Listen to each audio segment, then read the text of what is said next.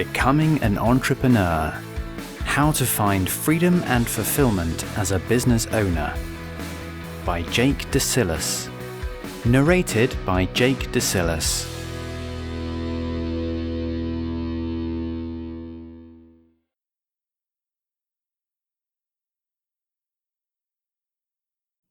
Introduction. Becoming an entrepreneur fundamentally changed my view on how to achieve freedom and fulfillment. Starting a business is the most liberating act that you can undertake in your life. It's a peak experience that will change you forever, regardless of the outcome. Entrepreneurship gave me the freedom to live every day as I choose. It enabled me to master challenges that once scared me. It gave me the opportunity to dedicate myself to work that is truly meaningful to me. For a long time, that work involved founding, growing, and finally selling a business. Today, the work that is most meaningful to me is helping others to free themselves through entrepreneurship. I don't come from an entrepreneurial family. For most of my childhood, I lived in a communal squat in South London. The adults that I learned from were employees, not business owners. I grew up in a political atmosphere at home and school in which people were suspicious of business.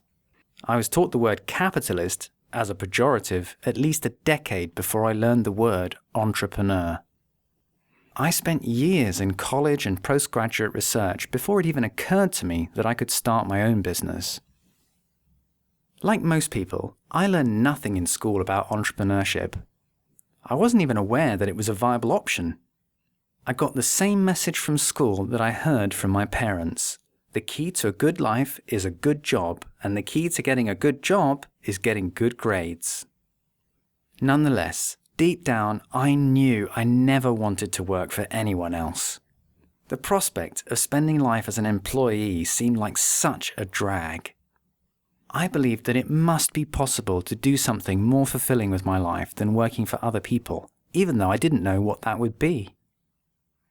As I experimented with different kinds of work and postgraduate study, I could see people of my own age founding businesses in the first wild wave of internet startups during the boom years of the 1990s. I saw people of my generation grow and sell their businesses and retire early to do whatever they wanted with their days. That all looked like awesome fun. They didn't seem smarter than me, so I figured if they could do it, I could do it too. I became an entrepreneur at the age of 28 when I created a startup called Intelligent Space with one business partner. We defined Intelligent Space as a pedestrian movement consultancy. Our goal was to help architects, engineers, and property developers make the world a better place for pedestrians. Pedestrian flows are the lifeblood to the economy of cities. They are vital to all face-to-face retail. The presence or absence of people on foot can make a city street either a place you want to be in or one that feels dangerous. At the time, there were very few tools available to assist architects and developers in creating pedestrian-friendly designs.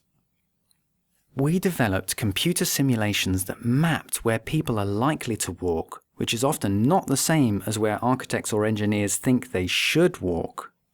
We used science-based methods to turn pedestrian movement from an undervalued resource into a tangible and manageable asset.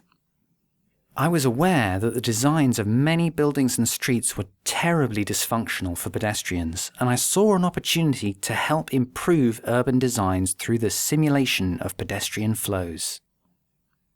After starting the business, I began to realize how little I understood about entrepreneurship and how many mistakes I was making. I had technical skill, but I did not understand how to provide a service that was helpful. I had a lot of drive, but I wasn't clear about the purpose of my business. I avoided selling to clients because it was uncomfortable, even though it was the most important thing to do. I didn't have systems in place to track and analyze how my business was performing, so I didn't know about many problems until it was too late. I worked ridiculously long hours. Day-to-day operations were still very dependent on me, so I did a lot of work that I could have delegated. Because I didn't know what I was doing, the growth of my company was unsustainable. In the first year, we spent a lot of money on things that we didn't need, like the rental of a nice office.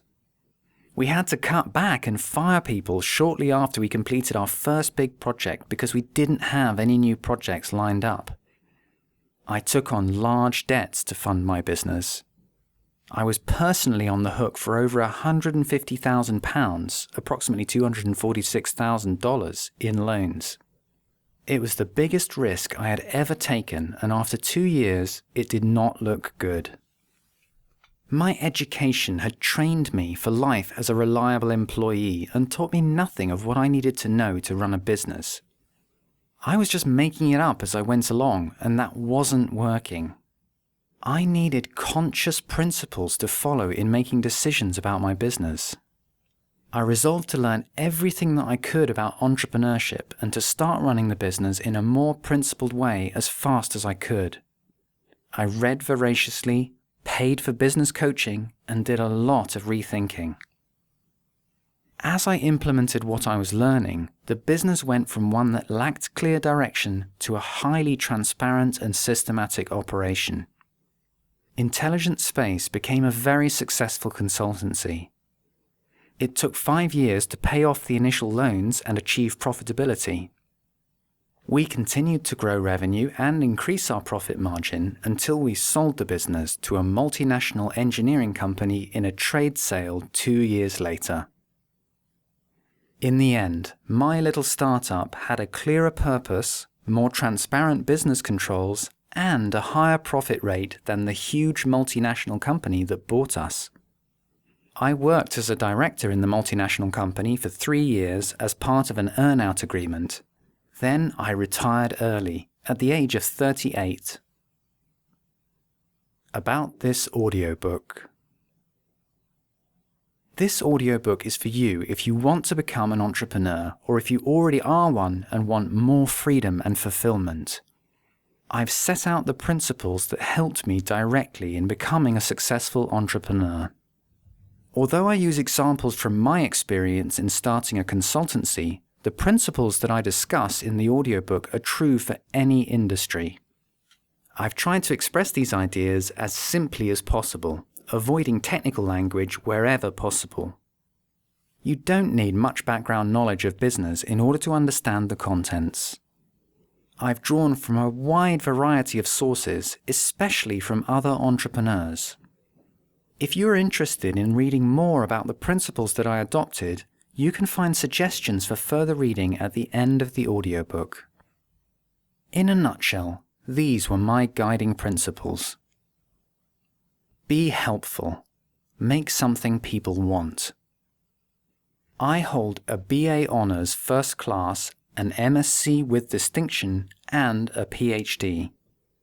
It was humbling to realize that such things are largely irrelevant in business.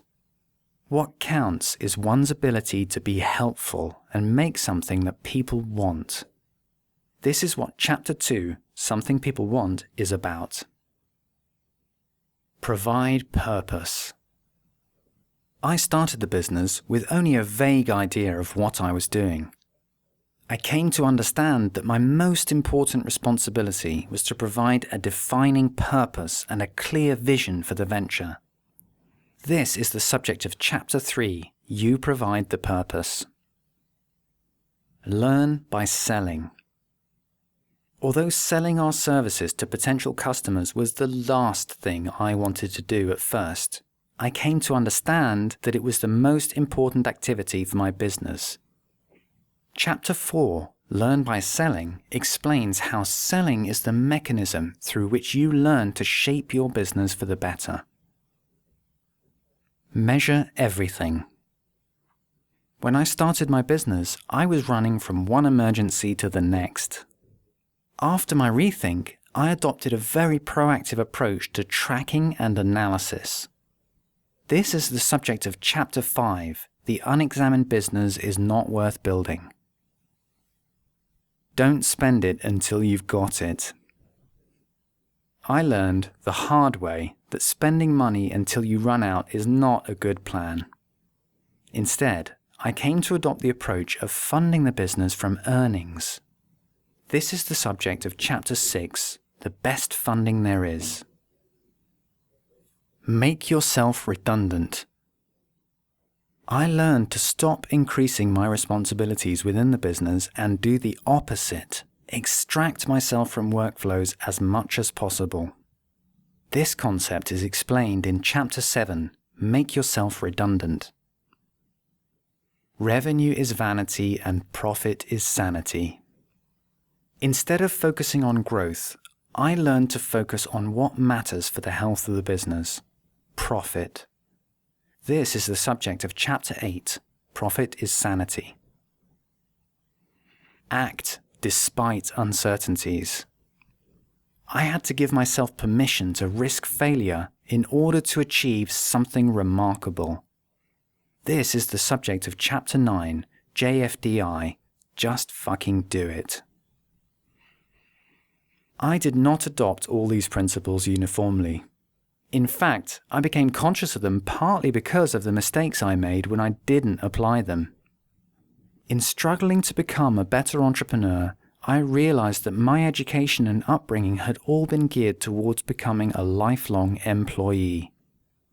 This is a very common experience, and it represents one of the biggest challenges to anyone starting their own business. Chapter 1, Breaking Free, is about overcoming your conditioning in order to make it as an entrepreneur. I encourage you to get in touch with me and tell me what you think about the ideas in this audiobook. I'd love to hear about your experiences with finding freedom and fulfillment through entrepreneurship. If you have constructive suggestions on how I can improve the audiobook and make it more helpful, I'd love to hear them too. You can email me at jake@thevoluntarylife.com.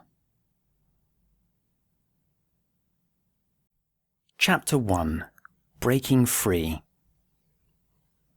Perfect freedom is reserved for the man who lives by his own work and, in that work, does what he wants to do. R.G. Collingwood.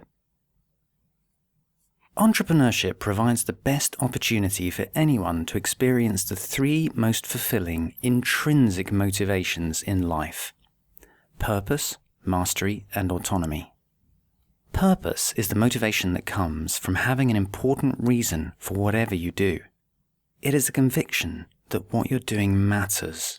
Your work means something significant to you. You have the satisfaction of knowing that you're doing something useful with your life and that your work has value in the world. Mastery is the motivation that comes from a desire to achieve a high level of skill, control, and self-expression through what you do. It is the sense that you're involved in work that enables you to gain a greater sense of effectiveness and consequently greater self-esteem. Everything you do when starting your own business is a chance at mastery. The entrepreneurial skills that I found hardest to master were also those that became the most rewarding: learning how to sell, learning how to create a working enterprise, and learning how to make a profit. Autonomy is the motivation that comes from wanting the freedom to do what you think is best with your life, not what anyone else thinks. Entrepreneurship is the only opportunity to seek financial freedom, the freedom not to work on anything you don't enjoy, that is open to anyone. This is the most genuine sense of freedom that you can experience. As an entrepreneur, you alone determine your goals. You have the opportunity to master your own challenges. You have the maximum freedom possible in what you do. Your own efforts lead to your own achievements and rewards. Entrepreneurship is the opportunity to live a purposeful life without regrets. It is the freest and most fulfilling way of life I know. Self-liberation for everyone. This is a program for self-liberation available to everyone. You do not have to have a particular personality type to succeed in creating your own business. There are successful introvert entrepreneurs as well as extroverts. There are those who prefer to persuade, as well as those who like to direct. There are detail-oriented people, as well as those who are best at seeing the big picture.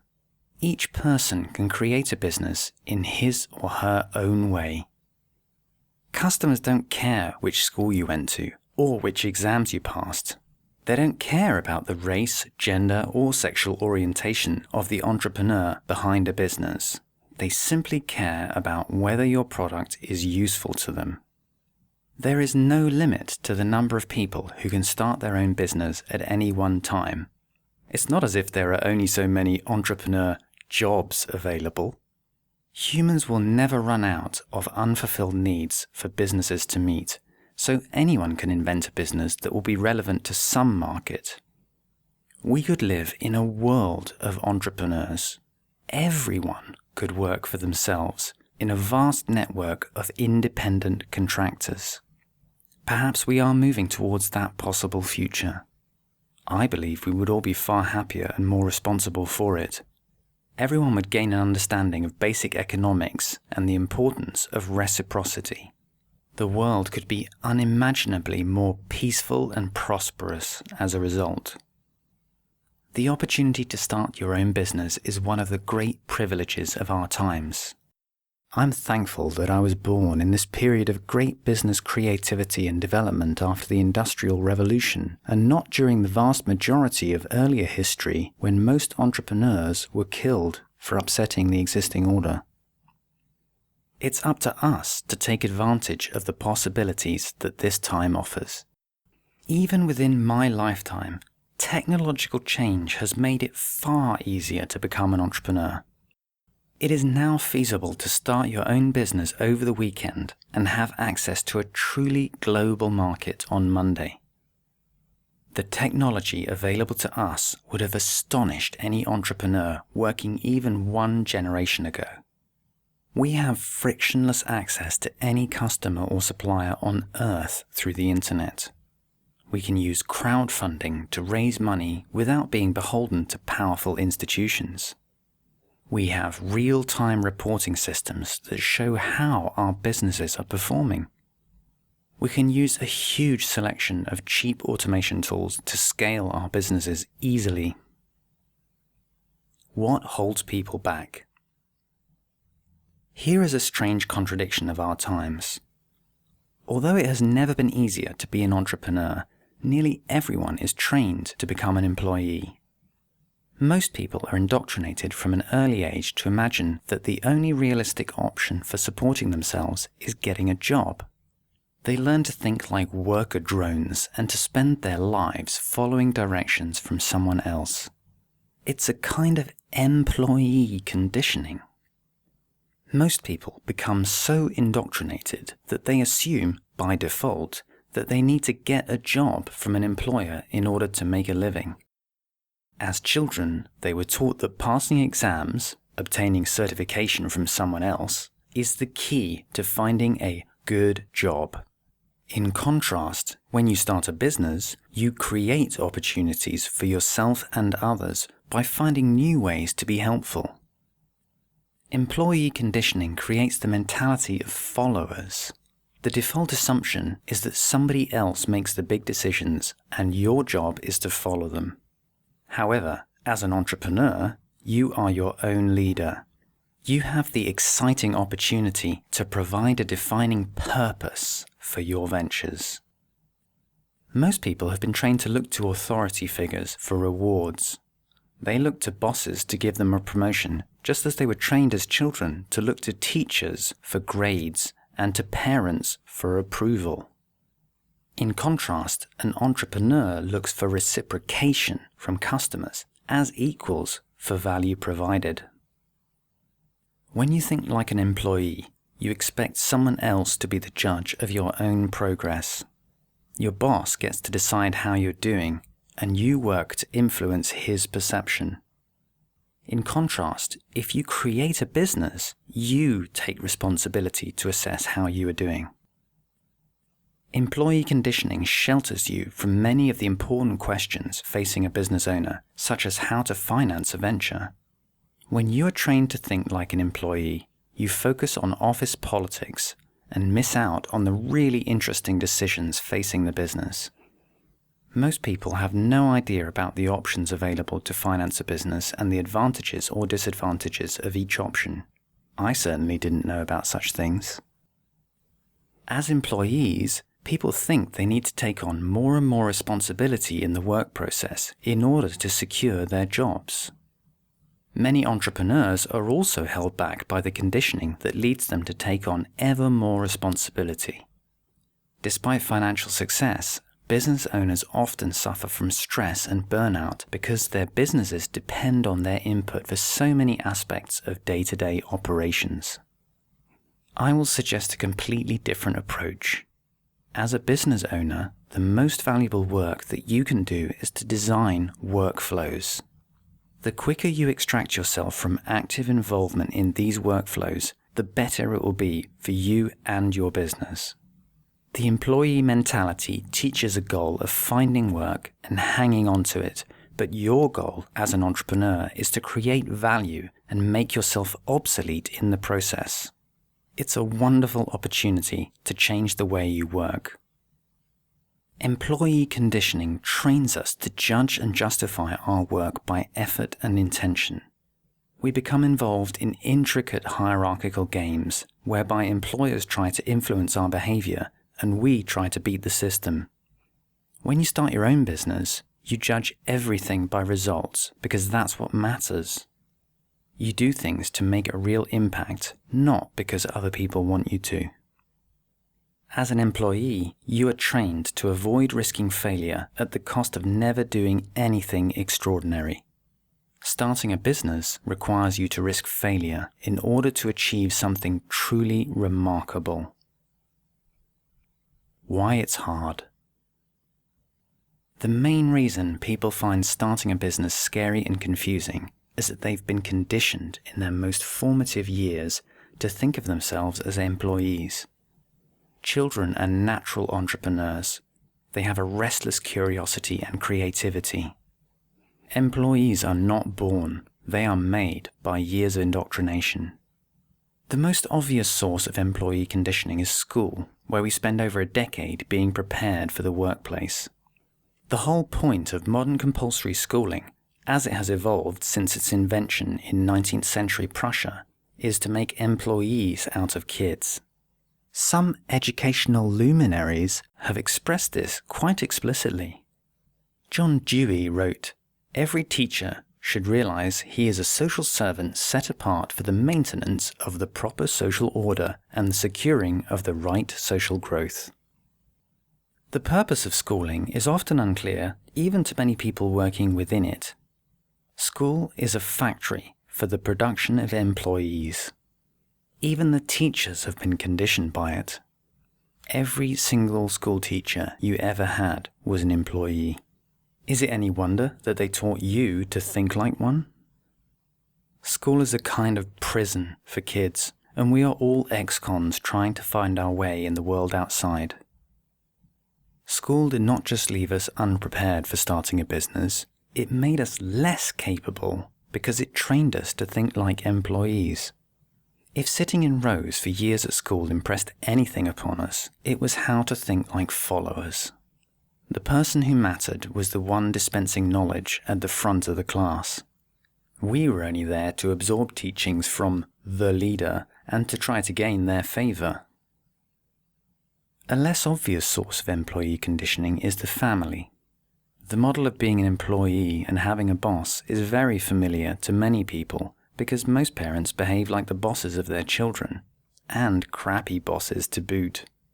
They use punishment and rewards to get their kids to comply, rather than cultivating a relationship based on negotiation with them. This kind of parenting treats children more like pets to be trained than like individuals whose preferences are respected. Compliance-oriented parenting leaves people with a deeply hierarchical view of relationships. We learn to take it for granted that someone in charge gives out the orders and everyone else has to comply. This limits our view as adults of what working life can be.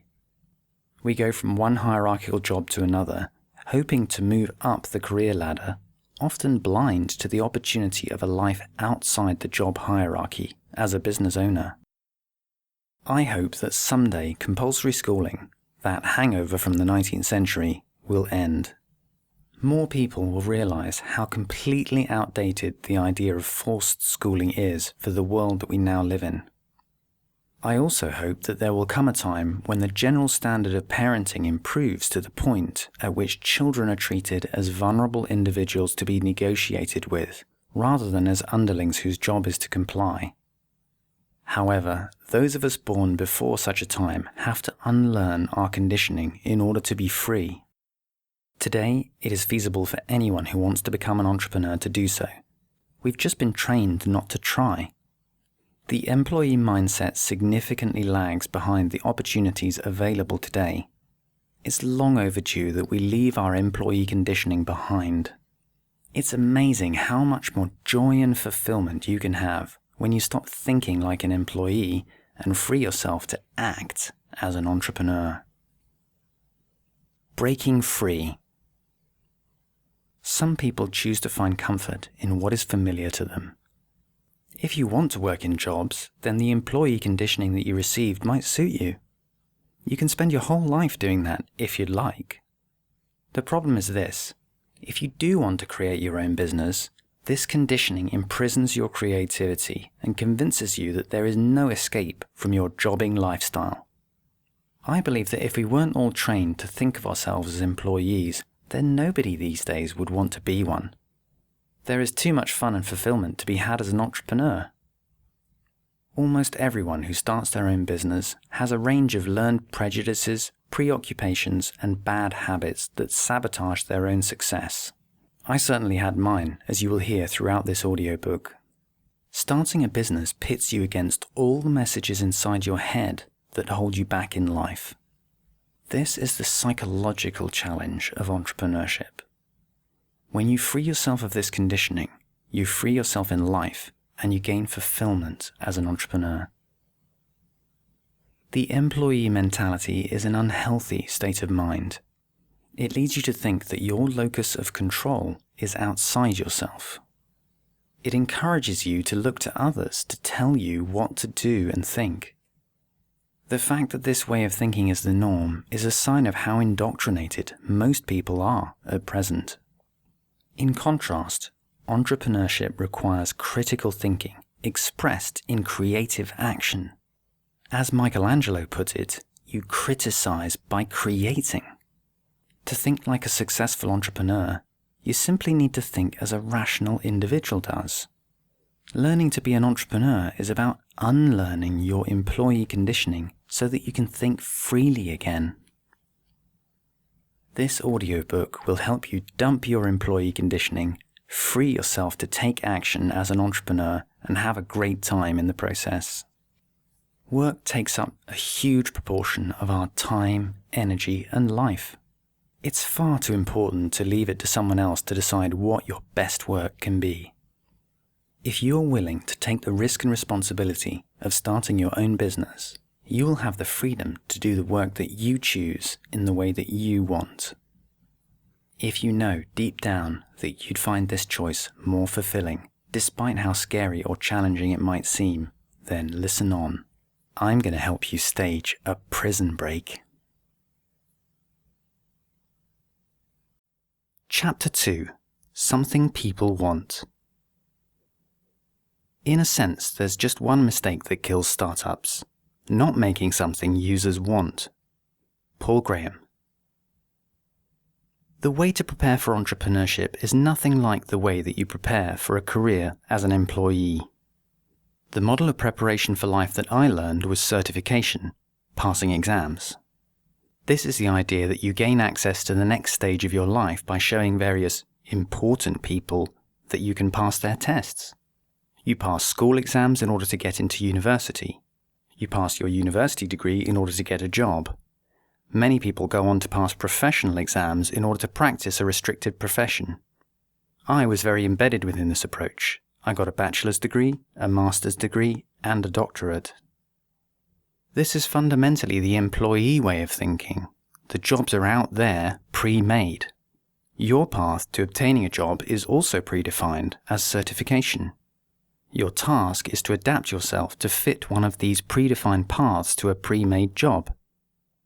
School conditions us into the mindset of training for a career comprising such jobs.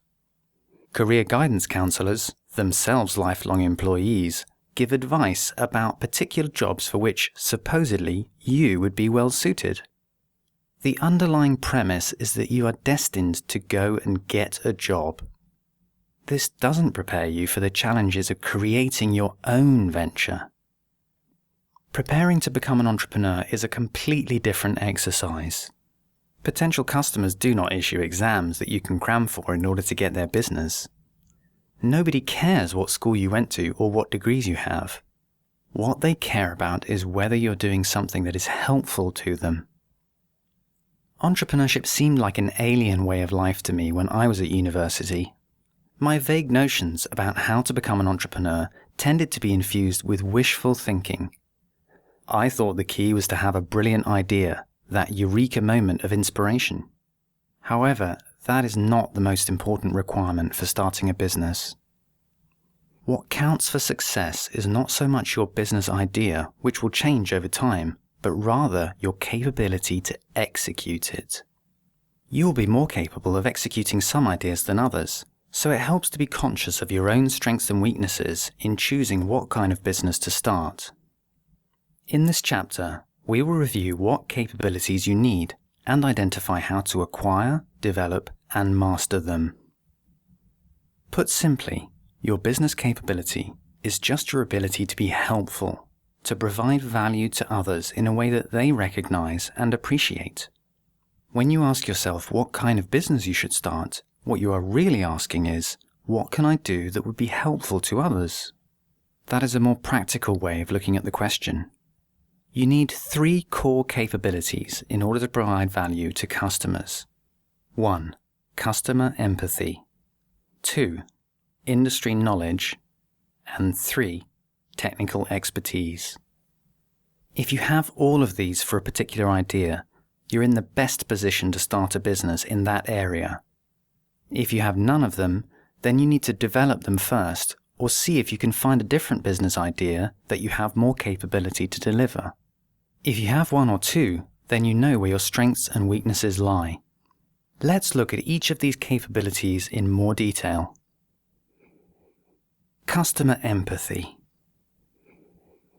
You can only help improve customers' lives if you understand them. Customer empathy is the ability to put yourself in a customer's shoes and understand their problems.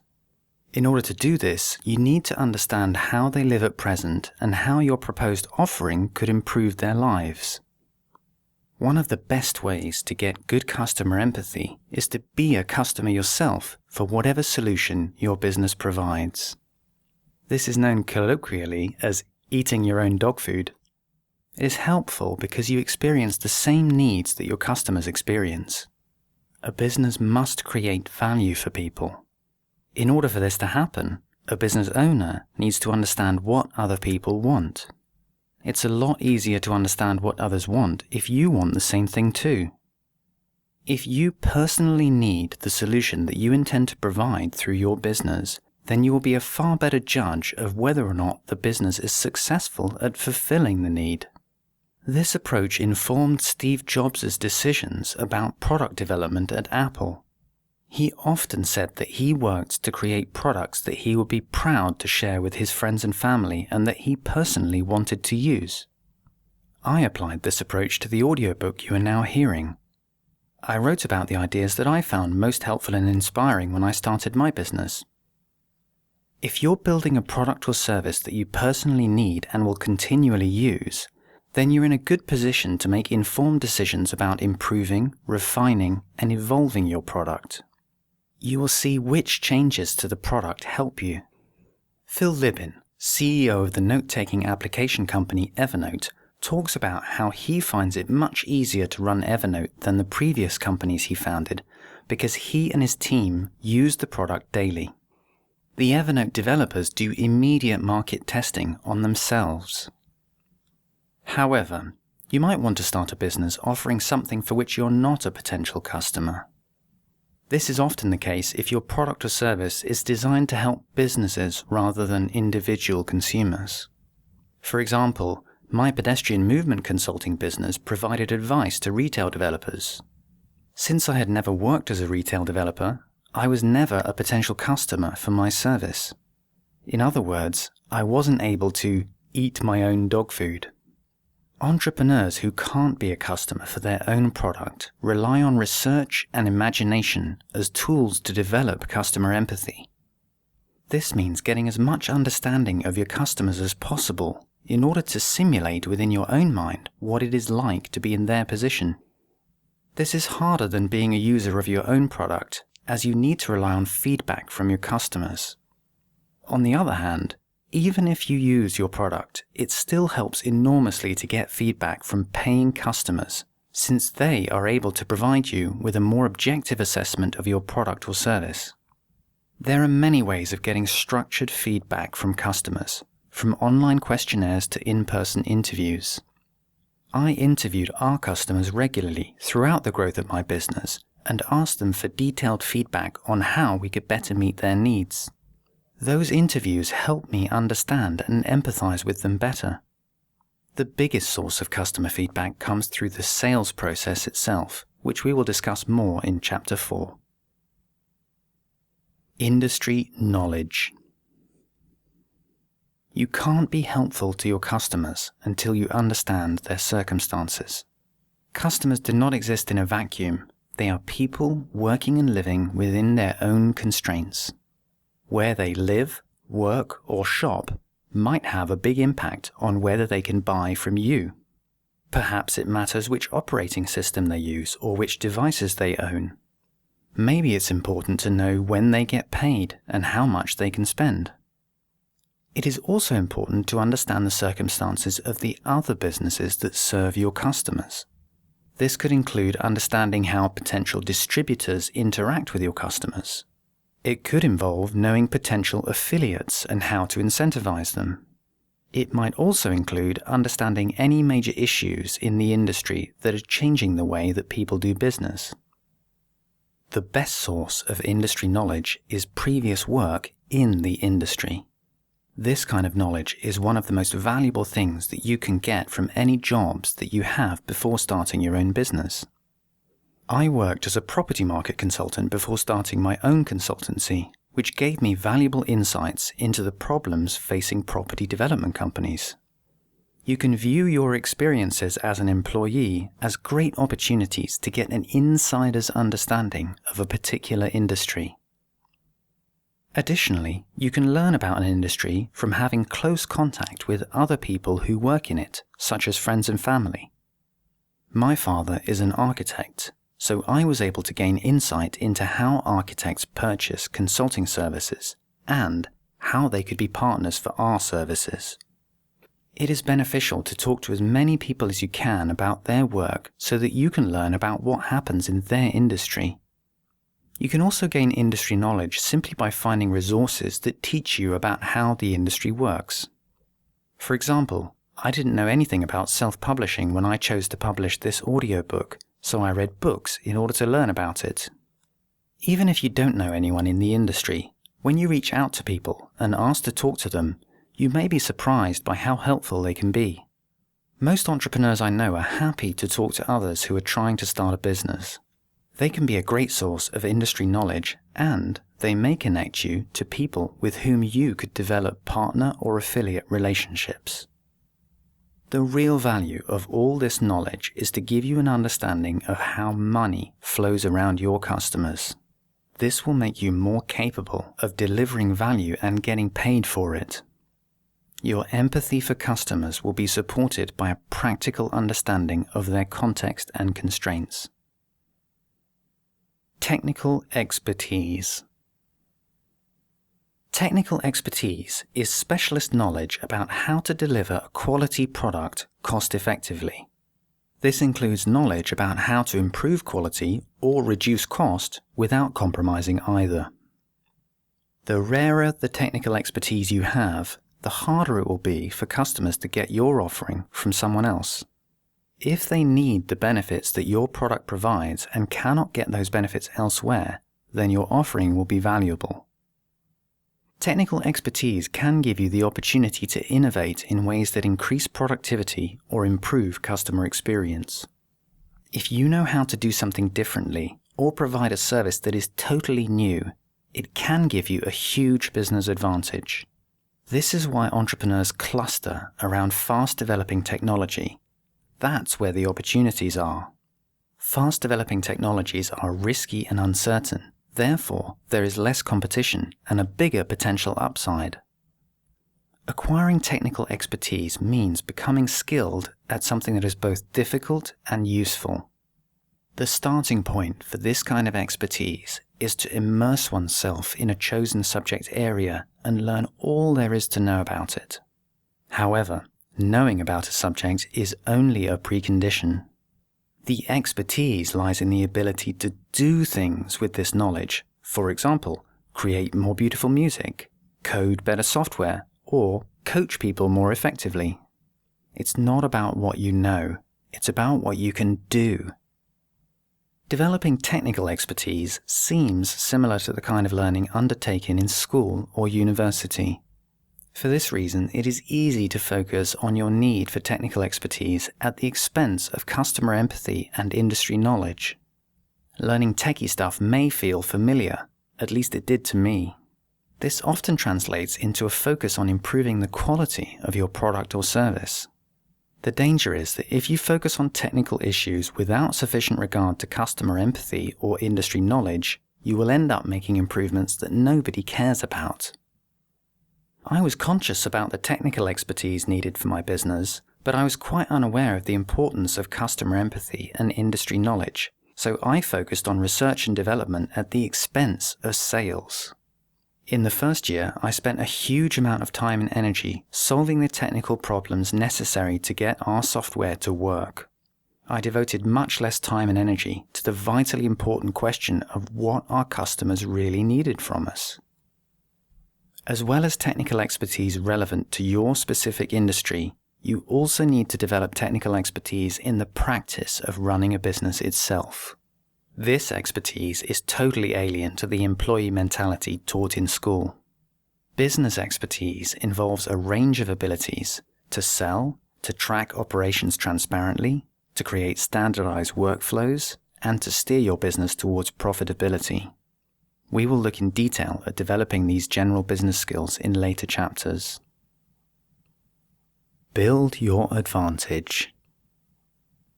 Here are the 3 important things to remember about preparing for entrepreneurship. 1. Choose a venture for which you have great empathy for proposed customers. Ideally, be a customer yourself. Eat your own dog food. 2.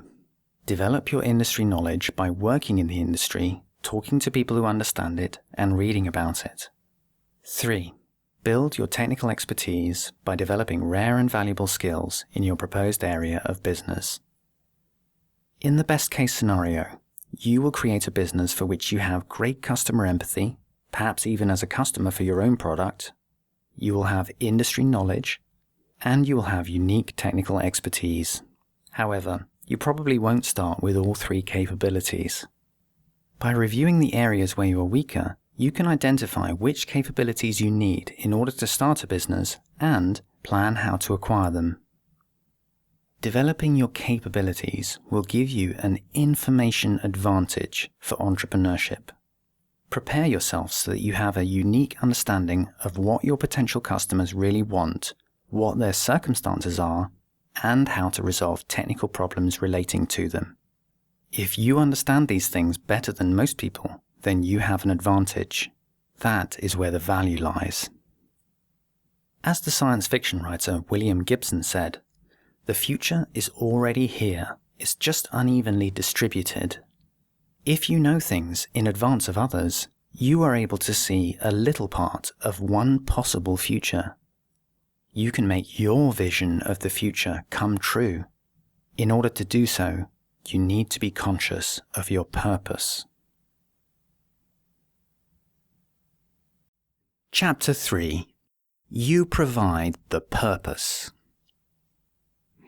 If you want to build a ship, don't drum up the men to gather wood, divide the work, and give orders. Instead, teach them to yearn for the vast and endless sea. Antoine de Saint-Exupéry. I started a business with only a vague idea of what it was for. I came to understand that my most important responsibility was to provide a clear vision for the venture. The essential element of every successful business is an entrepreneur with an inspiring purpose. The technical details of your business will change and develop throughout the life of the business, but your purpose remains consistent. We're not taught to think about purpose in this way. The employee mentality is fundamentally a follower mentality. The default assumption is that somebody else makes the big decisions. Our job is to follow them. This can lead to a lifetime spent looking for the next boss to follow. It's time we all unlearned our follower conditioning and started thinking for ourselves again. As entrepreneurs, we are our own leaders. Chief Enthusiasm Inspirer. If a business is to succeed and prosper, its purpose must inspire enthusiasm in others. As an entrepreneur, you need to inspire enthusiasm so effectively that people are willing to risk money to fund your venture, to forgo other opportunities in order to work for you, and to vote with their wallets by paying money to buy what you offer. Seeing enthusiasm in others is what tells you that there's a market for what you're doing. If you have a purpose that inspires enthusiasm, then all other problems are mere details. If your purpose doesn't inspire enthusiasm, every little detail will become an insurmountable problem. As a business founder, you will be the prime source of enthusiasm for the venture. It is your responsibility to ensure that the venture itself is doing something that inspires enthusiasm in its customers, its staff, and its stakeholders. Your role is to make sure that the purpose is evident in everything that the business does and in all the decisions you make. If you become an entrepreneur, your real job title is Chief Enthusiasm Inspirer. When you start a business, the only thing that you really have to sell is your enthusiasm. All that you have is the belief in your purpose, the conviction that you can make it work, and the optimism about your prospects. This can-do attitude is vital, especially given just how little else there is in the beginning. In other words, you need to be a leader for yourself. A leader keeps the business on purpose and serves as the ultimate source of enthusiasm for it. Your business is not about you. As an entrepreneur, you need to focus on what will inspire others because ultimately, your business is not about you.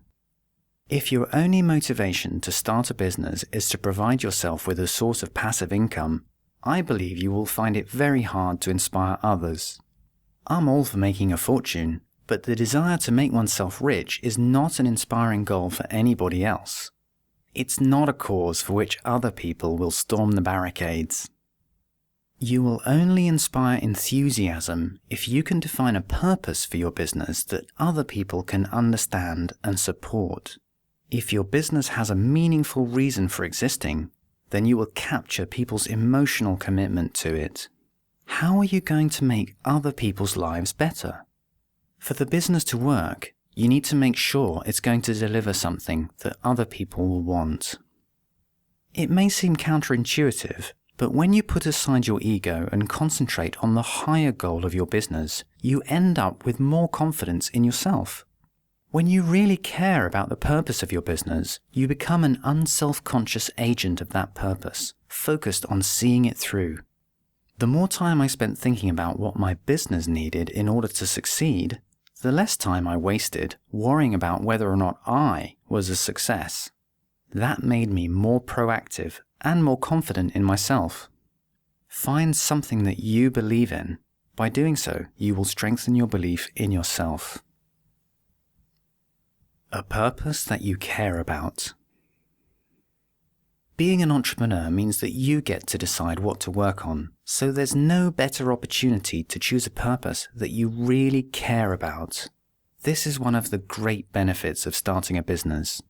You only get to do your best work in life if you work on something that is truly meaningful to you. It is horribly depressing to work on something that you don't care about. How many thousands of times do you tell others about what you do for a living?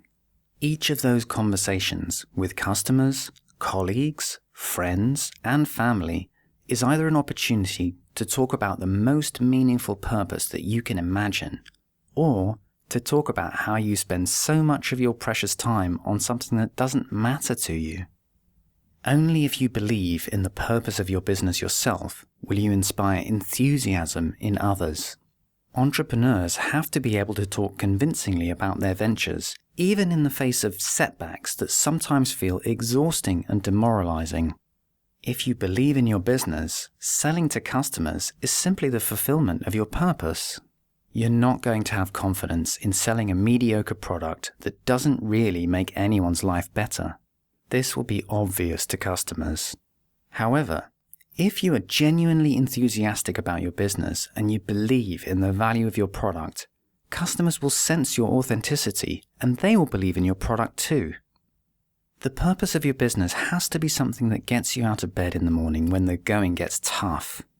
If you're going to do all this hard work, it has to be something that you feel is worth doing with your life. Ask yourself if you find it meaningful enough to give you stamina through the inevitable setbacks. As Nietzsche said, give man a why and he can bear almost any how. If you're doing something truly fulfilling, something you believe in for its own sake, then you get fulfillment every day in the act of doing it, regardless of your financial end game.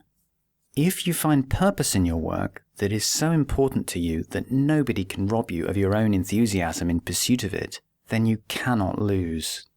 Your time will be well spent, whatever the outcome, because you will be working on something that you value. How to choose a purpose. If you find it hard to identify an inspiring purpose for your business, you might be making it harder for yourself than it needs to be. Your purpose does not have to be so lofty that you can never realistically pursue it. Many people would like to start a business, but they have adopted unattainable standards for themselves regarding the great deeds that they would have to perform with their venture. They might get deep satisfaction from their ability to deliver value in some area, but if they see nothing obviously worthy in what they are good at, then they can't get excited about making it a business. In this way of thinking, it's somehow okay just to work an office job if you're working for somebody else, but if you were to be an entrepreneur yourself, then your company would have to be saving the world. What pressure! It's no wonder that some people find it hard to get started in business. The idea of taking responsibility for their own venture has become a moral challenge. Perhaps you've built up the idea in your mind that your very best work, your life's work, would be something that all would recognize instantly as commendable. In this way of thinking, starting a business is only a worthwhile pursuit if it does something that is obviously a great betterment to humanity. You might be concerned that if you go into business without this great sense of purpose, you will only get caught up in a superficial motivation to make money. This is where your ethics come into the picture. To my mind, the key to becoming a successful entrepreneur on a personal level is to live according to your ethical code. Although your business might not change the world in the grandest way, you will make a change. And perhaps most importantly, creating and running your business will change you for the better. You will spend every day helping others and building positive, reciprocal relationships.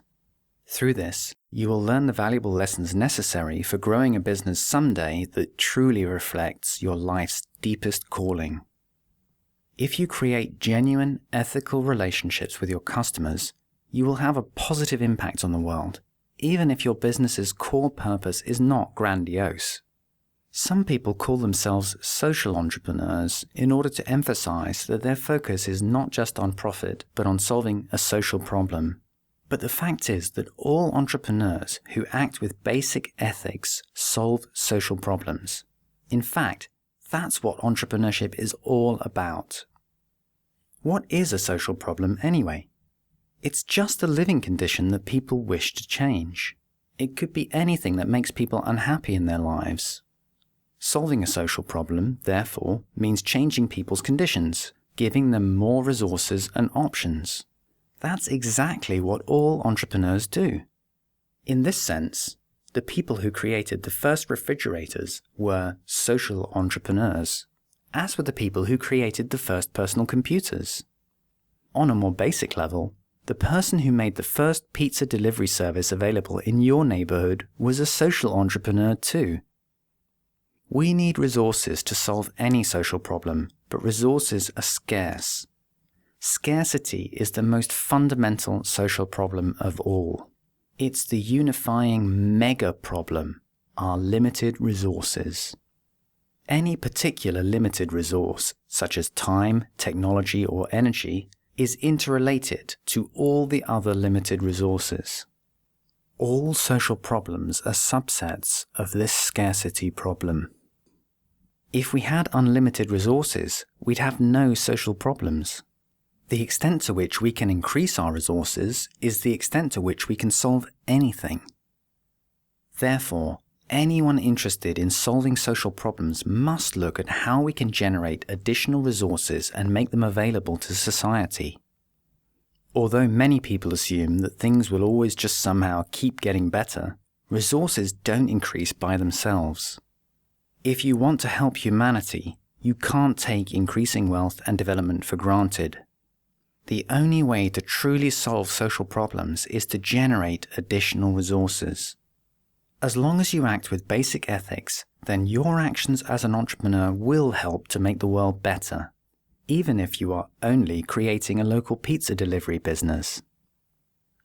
There is no need to agonize over how you can do good in the world.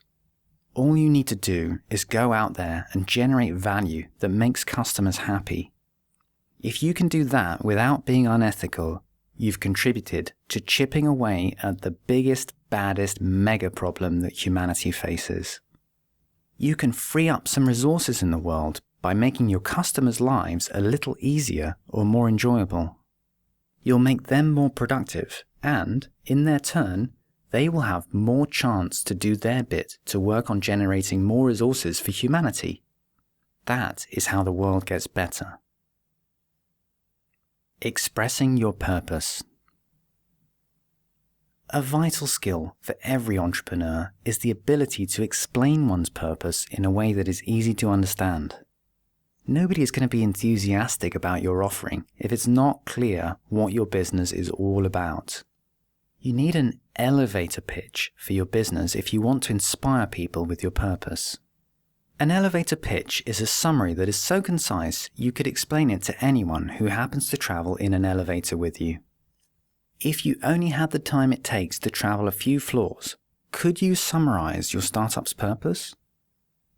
Expressing your purpose might take some time and might evolve as your business evolves. It's not easy, and it's far outside the employee mentality in which we've been trained. Most entrepreneurs have an intuition about it without being able to express the vision clearly. David Allen, the productivity expert and creator of the Getting Things Done method, observed this about purpose in business. I've yet to come across a new organization that was confident enough that it could express in full awareness its mission and purpose and could state it clearly any sooner than 5 years from its beginnings. The purpose is certainly there from the start in the form of the fire in the belly of the founders who have the commitment to bring it to life, but to express it in a tangible, conscious, and intellectually definable form is usually a long-term process, requiring a depth of experience and seasoned intention to understand and expand the DNA of what drives the enterprise. Don't get stressed out about not being able to clearly express your purpose in the very beginning of your business. You may need to become conscious of it by the doing of the business itself. The very experience of getting your business going clarifies your purpose. There are some techniques that you can use to help clarify and express your purpose. The traditional way of expressing a company's purpose is as part of the mission statement. Stephen Covey popularized the idea of the mission statement in his book, The 7 Habits of Highly Effective People, as a way to clarify the purpose of an organization by writing it down. Although the intention is good, mission statements themselves are often wordy and uninspiring. They often try and say so much that they end up being too long to effectively communicate anything at all. If making a mission statement totally clarifies your core purpose, good for you. As an alternative, you can try Guy Kawasaki's idea of creating a mantra. A mantra defines your business in literally 3 words. As an example, he suggests that the owners of Wendy's, the US restaurant chain, should replace their corporate speak mission statement with 3 words that clarify their purpose: healthy, fast food. That's the kind of simplicity that you need in order to explain your purpose in an inspiring way. I found it very hard to get down to such a condensed explanation of what my business stood for. We had struggled with wordy explanations for years before we were able to explain simply that we provided pedestrian movement consulting. That really worked because it made it sound like what we did was part of a well-established field, even though there was no such thing at the time. Making the world a better place. When people think about making the world better, they usually think first about politics. That's what I learned about in school. A long list of rulers, politicians, and political activists who did great deeds. But politics isn't the way the world gets better, and activists are not the real revolutionaries. The real revolutionaries are the entrepreneurs. All economic and social progress comes from entrepreneurship. It was entrepreneurs who created the advanced environments that we live in and the amazing products that we use. Indeed, entrepreneurs are ultimately responsible for the social changes that have resulted from all the opportunities that these developments have given us. Thanks to entrepreneurs, we have the privilege to live in a time when most of us don't fear starvation, as the majority of people did for almost all of human history. Here's how to identify a business purpose that truly inspires enthusiasm. Do something that improves the lives of others and thereby makes the world a better place. It doesn't have to be massive. You don't have to aspire to be Richard Branson, who started his first business when he was in school and by the age of 22 had founded the company that became the Virgin Group, now comprising over 400 businesses. My company was tiny. It wouldn't even show up on the radar when compared to companies that you have heard of. But it was doing something that helped others, which I strongly believed in. That's all any entrepreneur needs. Your business purpose doesn't have to involve the alleviation of obvious and direct misery, because every effort to make life easier and increase resources helps every other effort to do so. Solving social problems is a global team effort undertaken by everyone who runs a business ethically. You can always find something to do that you think will improve other people's lives in some way. When was the last time that you felt frustrated at how something was done? I was annoyed most times I wanted to cross the street as a pedestrian. I encountered massively inconvenient crossings with buttons that I had to press in order to ask permission to walk. What makes you feel outraged? If you put your mind to it, every day you will notice a senseless waste of human effort in the way that people have to do things now. It doesn't have to be a new product or service. You might see an opportunity to reimagine an existing service by making it cheaper, or by creating a friendlier customer experience. Choose a goal that makes you feel excited about the possibilities of joy, pleasure, and love that you can unleash through a new way of doing things. So much is going to change about your business once you get it going that you need something underneath that you can truly believe in. When you are working on something that you think is worthwhile, it will get you out of bed in the morning. The fear of failure that every entrepreneur experiences doesn't go away, But if you really believe in what you're doing because it brings more happiness to other people and thereby improves the world, however specific and small that improvement is, then you'll feel the fear and do it anyway. If you do become an entrepreneur, you will be one of the real revolutionaries. If you do it right, you will change the world. Here are the 3 most important things to remember about finding purpose in business. 1.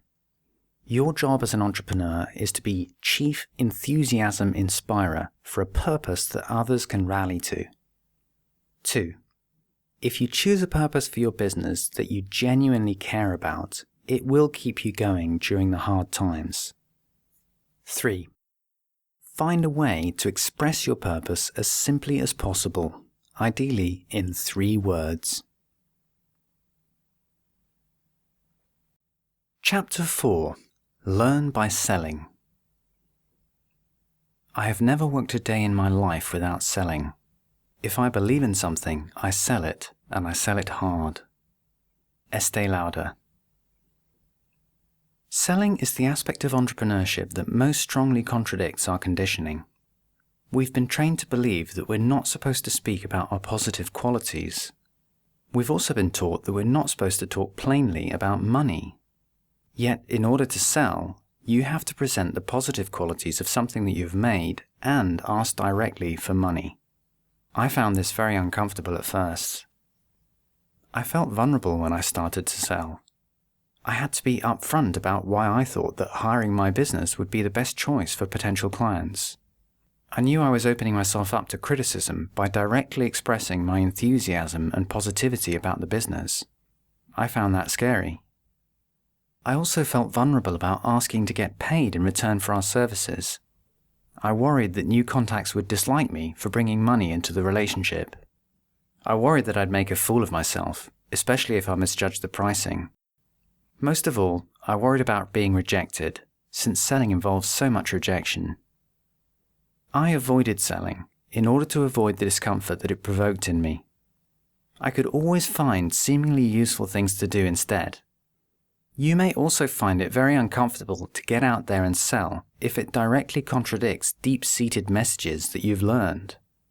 Many people prefer the comfort of being an employee and getting a paycheck just so they don't have to face the psychological challenge of selling.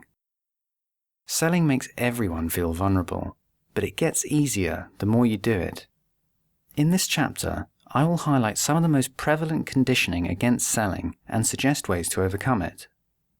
I will explain why selling is so important to your business, because it is how you learn what works as an entrepreneur. Principled and unprincipled selling. Every culture has prejudices about selling. The worst prejudice is the idea that selling is all about bullying and manipulation. Mainstream movies and novels portray salespeople as pushy and unprincipled. The unspoken assumption behind this cultural prejudice is that all salespeople are unprincipled. Of course, this is not true. There are principled salespeople and unprincipled salespeople. When salespeople act in an unprincipled way, they are no longer selling, they're doing something else, such as defrauding. For example, there are salespeople who lie about the benefits of a product in an attempt to persuade you to buy it. I would call that fraud, not selling. It is also true that some salespeople use manipulative tactics to try to close a sale. However, that behavior is not inherent in selling. Some people try to use psychological manipulation to get dates, but that doesn't mean that dating itself is about manipulation. The same applies to selling. Principled selling is rooted in principled negotiation. Negotiation does not have to be a battle of wills. It can be a collaborative search for win-win outcomes using objective means.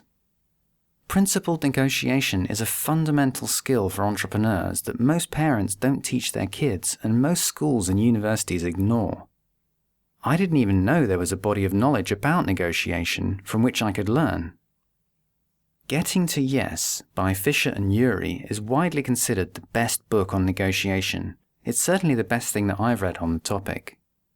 It provides a systematic and principled approach to negotiating win-win outcomes. I adopted Fisher & Urey's approach completely, which made both my negotiation and my selling far more effective. Principled selling is simply persuasion. Nobody has to buy anything from a seller. The seller has to convince the buyer of the benefits. If a buyer parts with their money, it's because they value whatever benefits they receive more highly than the money they give away. By definition, a sale is always voluntary, so there is nothing morally wrong with it. Overcoming ignorance about selling. I was ignorant about selling when I started my business. I had not taken an active sales role in previous jobs, so I had very little sales experience. In school and college, I learned nothing whatsoever about selling, despite the fact that it is a crucial life skill. Teachers are insulated from the need to sell. Consequently, they're generally ignorant about selling and tend to be prejudiced against it. Selling was the last thing that I thought about or wanted to do. My interest lay in developing the technology of our product. I know many people who had a similar experience. When you get going, you want to create your awesome new gadget or service. It's fun and interesting. You're doing something new. It's not stressful because it's entirely under your control. But actually, these activities are often a convenient distraction for what you really need to be doing, which is selling. As soon as you become an entrepreneur, you're in the selling business. Entrepreneurship is all about getting agreements and persuading people of the benefits of a particular action. The action might be to buy your product, use your service, give you a referral, fund your business, come and work for you, or set up an affiliate link with you. All of these agreements are dependent on your selling skills. It's important to learn to find satisfaction and fulfillment through selling as quickly as possible, because if there's no selling, then there's no business, and you'll have to pack up and go home. When I came to understand selling in a systematic way, it enabled me to identify the right activities that I could do to help improve the sales process and shape my business. That felt great and gave me a real sense of satisfaction. Selling is something that you can break down and understand as a process of stages, each with its own measurable characteristics. I encourage you to read everything that you can about selling and get beyond the amateur phase as quickly as you can. I personally found it helpful to read the most unapologetic and assertive books on selling that I could find, the most useful of which for me was How to Master the Art of Selling by Tom Hopkins. Selling is a numbers game. In the beginning, selling can seem like a painful process of repeated rejection. It can be frustrating when you face a lot of indifference. Increasing sales can be a slow process. Everybody is busy. Customers don't think that they require what you are selling. They may not immediately react to your great offering with anything like the enthusiasm that you hope for. I avoided focusing on selling at first because receiving these kinds of responses made me feel uncomfortable. However, when you start to get a handle on it, you realize that selling is just a numbers game. It is true that when you try to make sales, many people will turn your offer down. However, as long as you approach the process strategically, every sales attempt will give you useful information. By adjusting both your offering and your sales pitch in light of each new bit of information, you get better and better at improving your success ratio. Selling teaches you resilience because, as with everything in business, you experience so much failure. Attempting sales and failing teaches you to keep trying. You learn to focus on the results as a whole, not on the outcome of an individual sale. When you accept that it's a numbers game, rejection becomes less significant and you don't take it personally because you realize that it doesn't matter if a particular customer doesn't buy. It's just part of the process. Other customers will buy. If you qualify your sales prospects and identify benefits for customers, then selling becomes more about building relationships. Selling is about nurturing relationships. Many people think that in order to sell, you have to be brash and pushy. Selling does teach you assertiveness, but it also teaches you humility. It teaches you not to feel entitled to anyone else's time, attention, or money. It teaches you the value of empathy and reciprocity. As with all relationships, you need to empathize with your customers if you want to nurture your relationships with them. Empathy comes from working to understand their needs so that you can identify ways to provide value to them. There's no guarantee that customers will be interested in the value that you believe you can provide.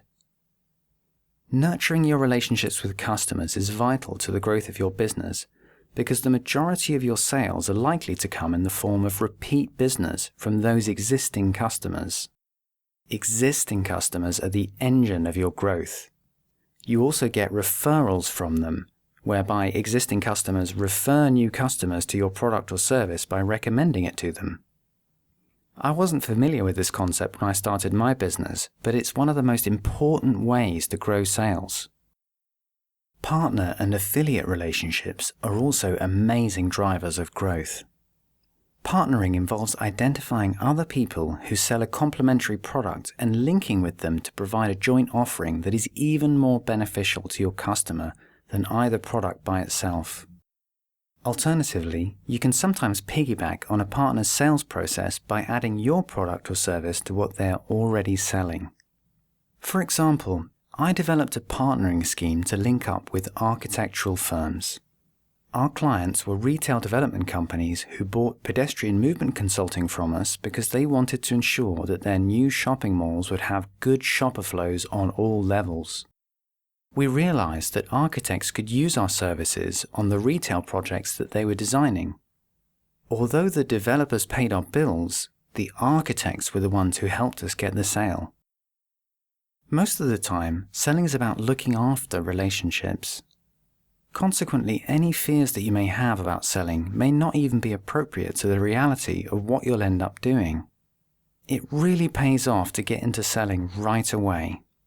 It's not only super important, it's also incredibly interesting and rewarding, and a huge amount of personal growth is involved.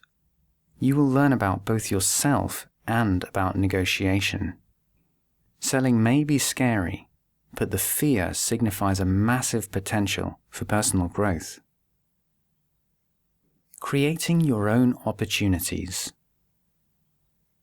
I started out thinking that I would sell when an obvious opportunity arose. However, selling opportunities very rarely arise on their own. They don't happen unless you dedicate the time to creating them. To succeed, I had to set aside significant chunks of time to focus exclusively on new business generation. I blocked out my calendar every Tuesday and devoted that day entirely to generating new sales leads. That worked for me as I could get into the mindset and just sell all day. I would follow up and respond to emails during the rest of the week, but I devoted one entire day each week to generating new business. It was easier for me to get into the zone for a day, but other people find it helpful to spend a couple of hours selling every morning. They don't look at emails, they close their door and make themselves otherwise unavailable. Whatever time you prefer, I suggest you devote a bare minimum of 1.5 hours a day, or 1 day a week, solely to new business generation. However, dedicating time and resources to selling is only going to help if your selling is effective. In order to be successful, you need systems to track which sales efforts are working and which are not. This information, or business intelligence, allows you to course correct and improve your sales. How to acquire this information is the subject of the next chapter. The necessity of selling is difficult, but also wonderfully purifying for your business. It casts out self-preoccupations and ensures that your venture does things that are truly valuable to others. In this way, it brings you closer to fulfilling your own potential. Believe it or not, when you come to see selling in this way, it becomes fun. Selling shapes your business. Selling is of paramount importance, not simply because it is how you get money into your business, although the revenue is vital too, of course. The real value of selling is that it is a learning mechanism. The best guide to whether your business is on track is whether your customers will pay for your product or service. Payment from your customers does not have to be only in the form of money. It could also be in the form of referrals, recommendations, or useful feedback about your product. The key is that your customers signal their recognition and appreciation through some form of reciprocation. That means paying you for your product or service. Payment is the feedback that you need in order to course correct and guide you in your business. Payment from a customer is like a message that says, "What you do improves my life, so I'm willing to show my appreciation by giving something back." This is the most useful information anyone can give you about where to take your business. For this reason, it's vital to start selling as quickly as possible. You probably want to improve your product, develop your marketing materials, and do any number of other important things before you start selling. However, the sooner you sell something to somebody, the sooner you will actually learn whether or not your offering improves the lives of your customers and how it could do so more effectively. This is also how you learn what you need to change about your business in order to better help your customers. Many entrepreneurs emphasize the importance of beginning to sell as soon as possible. The central idea of the lean startup movement is to treat your business development as a process of validated learning about which product developments work. Selling is the vehicle for this learning, and your validation comes in the way that your customers respond to your sales attempts. The idea is to develop a minimum viable product, which is the simplest version of your offer that you can get to market as quickly as possible. You race to selling because it provides the best feasibility test of any business idea. Reid Hoffman, the founder of LinkedIn, suggests that entrepreneurs should focus all their efforts on getting to the first potential failure point as quickly as possible so that they can test the viability of their venture before putting more effort into it. This is the pass or fail point. Can you make something that will actually sell? Selling fundamentally shaped my business. When I started Intelligent Space, I wanted to develop an application service provision business model, or ASP, whereby we would provide online software that our clients could use for a specialist type of computer simulation. This system would have been very expensive to develop and would have taken a lot of time to implement. We began by selling consultancy services with the aim of financing the development of our application service from revenue. Once we started selling to customers, we soon learned that they did not want an application service. Our clients wanted us to help them get better results as architects, engineers, and shopping center developers. They didn't want us to help them become pedestrian movement experts. They wanted us to take the responsibility for telling them how well their design would work for pedestrian flow and how they could make it better. Our clients made it clear, through what they were willing to pay for, that they wanted an answer handed to them. They wanted that answer in a form that was easy to understand, such as an animation of pedestrians walking around their shopping mall. They also wanted someone there in important meetings with them to tackle any difficult questions about the pedestrian model. In short, they wanted us to do consultancy work, which was not what I originally wanted to do. That was how the process of selling influenced the evolution of our business model.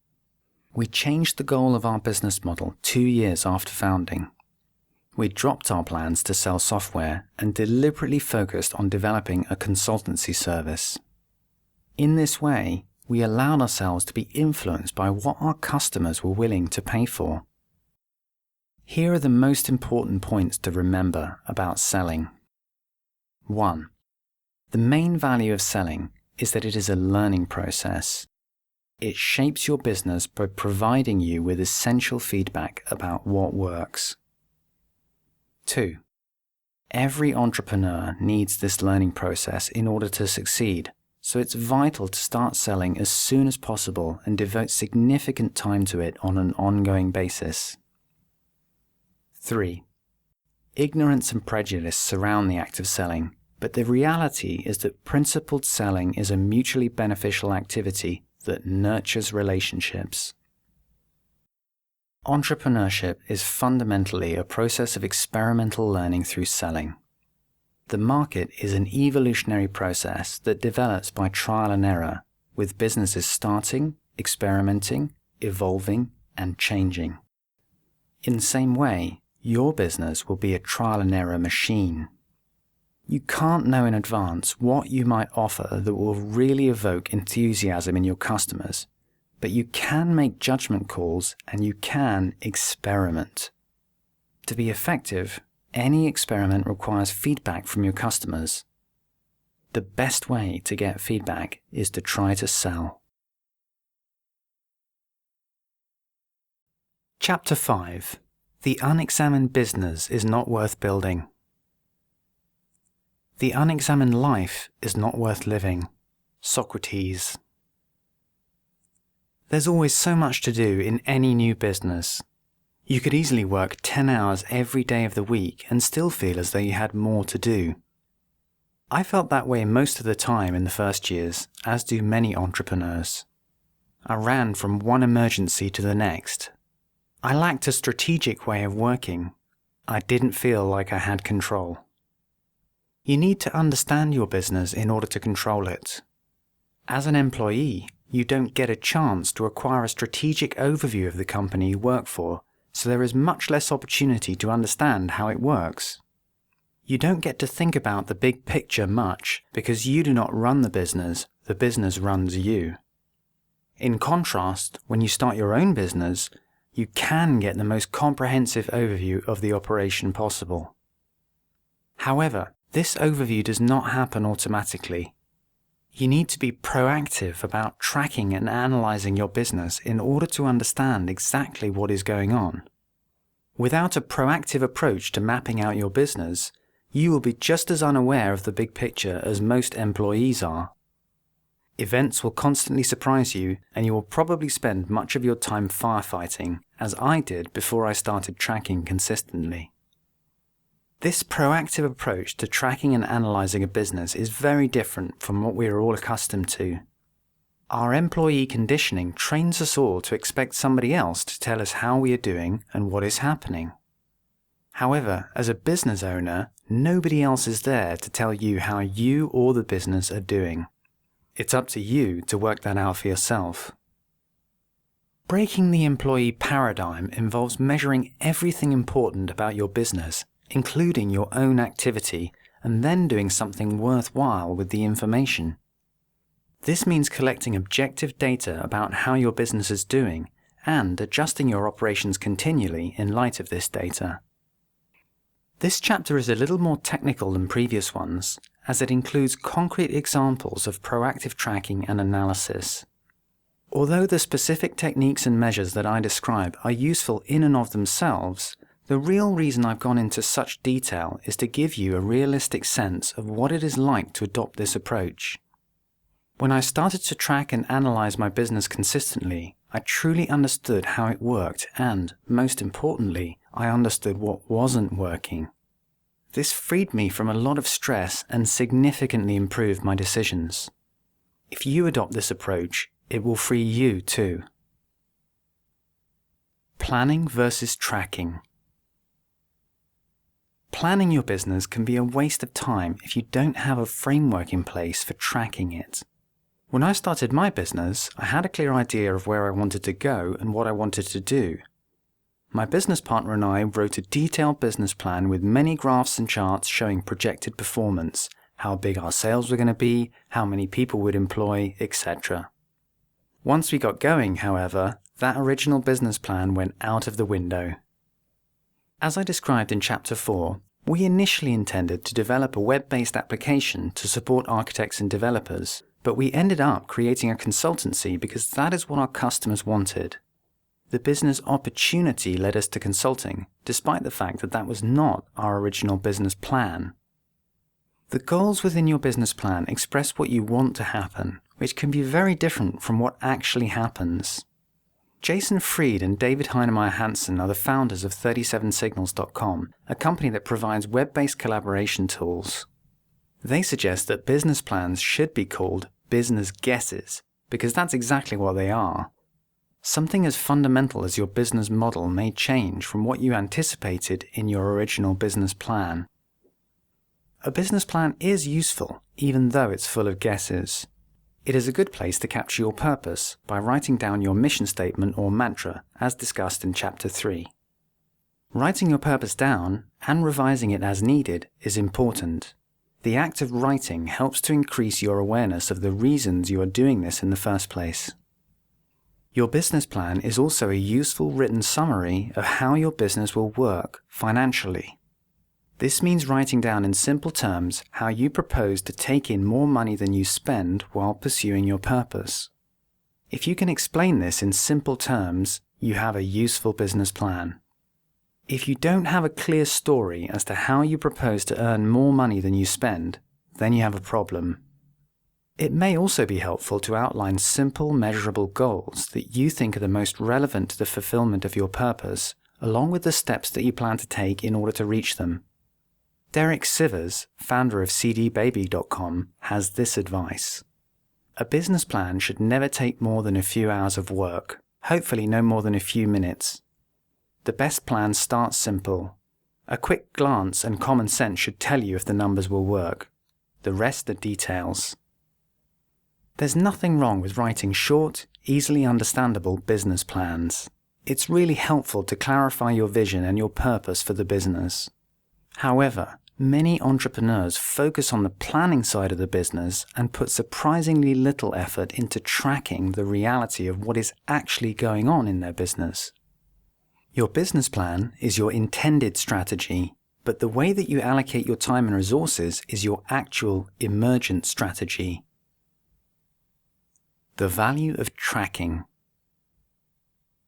Whereas the importance of projections and goals in business plans can be overrated, business tracking and analysis is absolutely vital. The most valuable asset that you have is your business intelligence. This includes things like your list of business contacts, information you gather about potential sales, your analysis of profitability on each project, and your web analytics. This information is golden. If I wanted to buy your business, I would be more interested in this data than in anything you wrote in your business plan. When you get going, reality will not unfold according to your plans.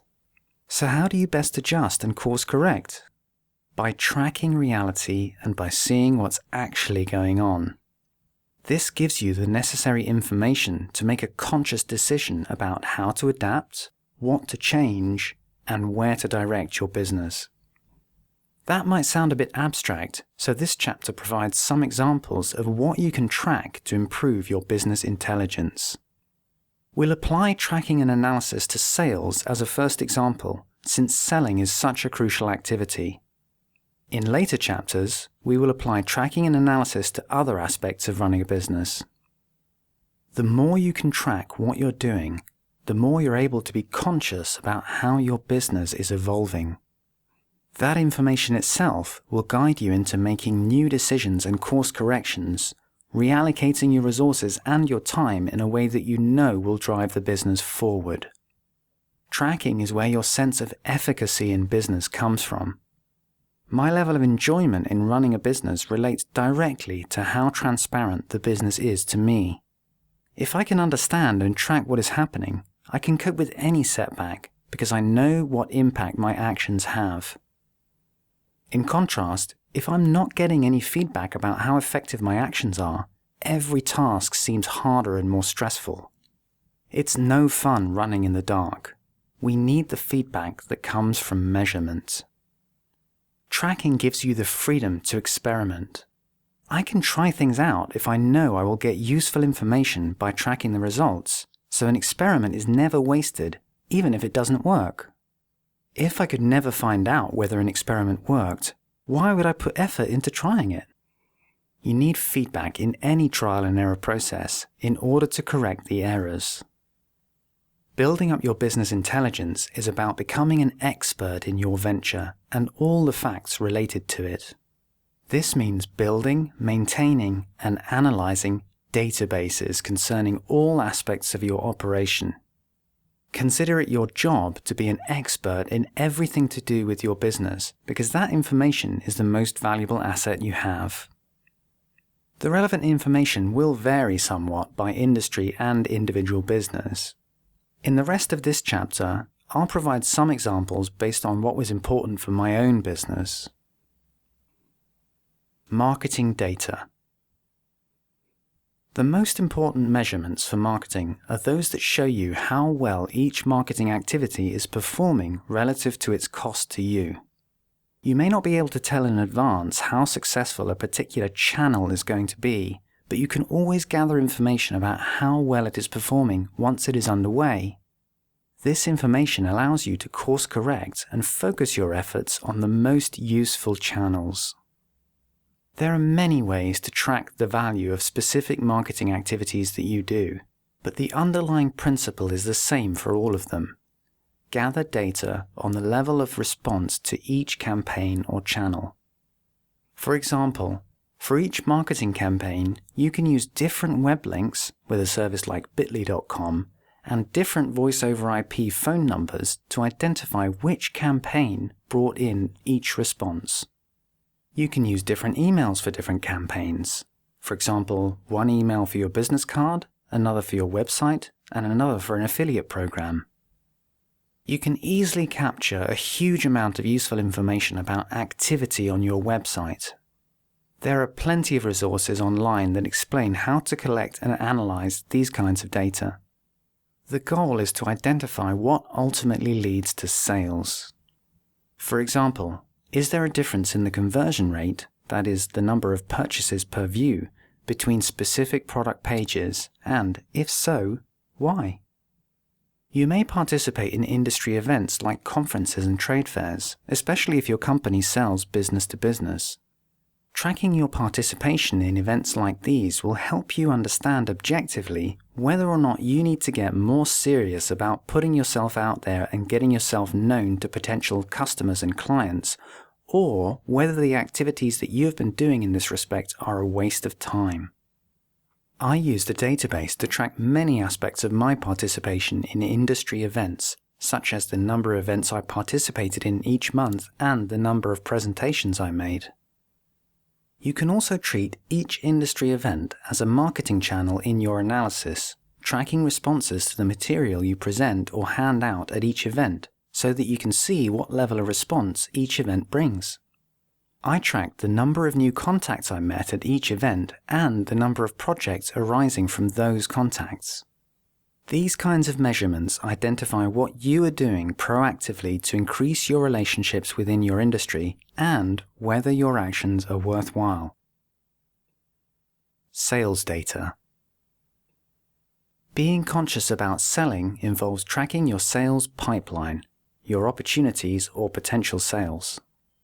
Building a database containing potential revenue-generating opportunities is extremely valuable. It is literally a database containing sources of money that you could either earn or miss. If you have a web-only business, this might be your email subscriber list. For a consultancy firm, you could build a database of potential projects from your contact with clients. Sometimes there are important bits of information that you might like to capture but cannot get exact numbers for. In such cases, if you have enough information to make an informed guess, then it is very much worth capturing your estimate. For example, we estimated the likely fee and guessed the probability of each potential consulting project happening, even though the estimates changed during the negotiation. Our running estimates enabled us to calculate a probability-adjusted fee for every potential project, even the early opportunities. We also estimated the likeliest start date so that we could estimate when revenue would be coming in and thereby inform our cash flow planning. One of the most useful bits of information to capture about potential sales is the origin of each selling opportunity. This shows how your customers are coming to you. For example, we tracked whether consulting projects were initiated by clients, follow-ups from a previous project, generated from an affiliate or partner, the result of active sales activity, or referrals. This data taught us the value of looking after our existing customers, as referrals and repeat business soon became the majority of our work. We also analysed the origin of each sales opportunity by its business sector, for example retail or transport. This allowed us to look at which sectors generated more work over time and whether our success rate differed for project proposals in each sector. This kind of information helped target our selling activity on those areas where we were most likely to succeed. People data. Your list of contacts is probably the most valuable resource in your business. Business opportunities don't just float in the clouds, they are always attached to a person. It's not only customers that matter. Other vital business relationships include partners, affiliates, referral sources, suppliers, and so on. The information about people acts as a link between all your other business databases. Information about business contacts can be stored in a simple address book. However, if you want to undertake useful analysis and tracking, you will need to implement a more flexible database, such as a customer relationship management or CRM system. There are plenty of existing CRM tools that you can use, or you can build your own database, which is what we did. You can analyze a huge amount of useful information regarding contacts. For example, we tracked the number of sales from each customer, the number of referrals from each person, and the number of projects we collaborated on with each industry partner. In this way, we built up a picture of who was behind the growth of our business. We knew who was connecting us to potential sales, who brought the most work to us in the previous year, and who gave us the most profitable projects. This allowed us to ensure that we devoted attention to the people who really deserved it. You can also track your own activity related to meeting people in order to understand the effect of your own actions on the development of your business network. I tracked the number of potential new customers, partners, and affiliates that I met per month, as well as the number of face-to-face meetings I had within each category of contact. These are all measurements related to your connection with other people and the activities or business consequences that arise from them. This information helps you decide which relationships you need to spend more time developing and which ones are not bringing value. In this way, you can focus your time more productively. Socrates was right. Here are the most important points to remember about planning and tracking. 1. A business plan can be a useful way to summarize your business's purpose, the means by which you propose to make money, and the steps you intend to take in order to reach a few easily understandable goals. Nonetheless, your business plan is just a guess that will change over time. 2. Business tracking is more valuable than planning. It is the most important guide for all your activities. The information, or business intelligence, collected by tracking is the most valuable asset you have. 3. In order to gather business intelligence, you need to build, maintain, and analyze databases concerning all aspects of your operation. This chapter has provided examples of data collection related to marketing and sales activities. The examples in this chapter are not meant to be an exhaustive list. You can track a lot of other relevant sales metrics for your particular industry. In Chapter 6, we'll look at how to apply this approach to finance. In Chapter 8, we'll apply it to profitability. The point of all this tracking is to be conscious of what you are doing. Your emergent strategy, or what you are really doing, trumps your planned strategy, or what you think you are doing. As Socrates said, the unexamined life is not worth living. Equally, the unexamined business is not worth building. Chapter 6. The best funding there is. Watch out when anyone, including you, says he wants to do something big but can't until he raises the money. It usually means the person is more in love with the idea of being big, big, big than with actually doing something useful. For an idea to get big, big, big, it has to be useful, and being useful doesn't need funding. Jake Desyllas. I was ignorant about finance when I started my business. The fact that I've always been relatively frugal gave me an advantage, as I had some savings that I could use to fund the startup period. However, I still depleted all my reserves, took on debts, and spent more than I needed in order to get the business going. Over time, I came to understand a much better way to fund a business. Employee conditioning provides no preparation for the challenges of raising capital in a business. When you're an employee, someone else created your job for you.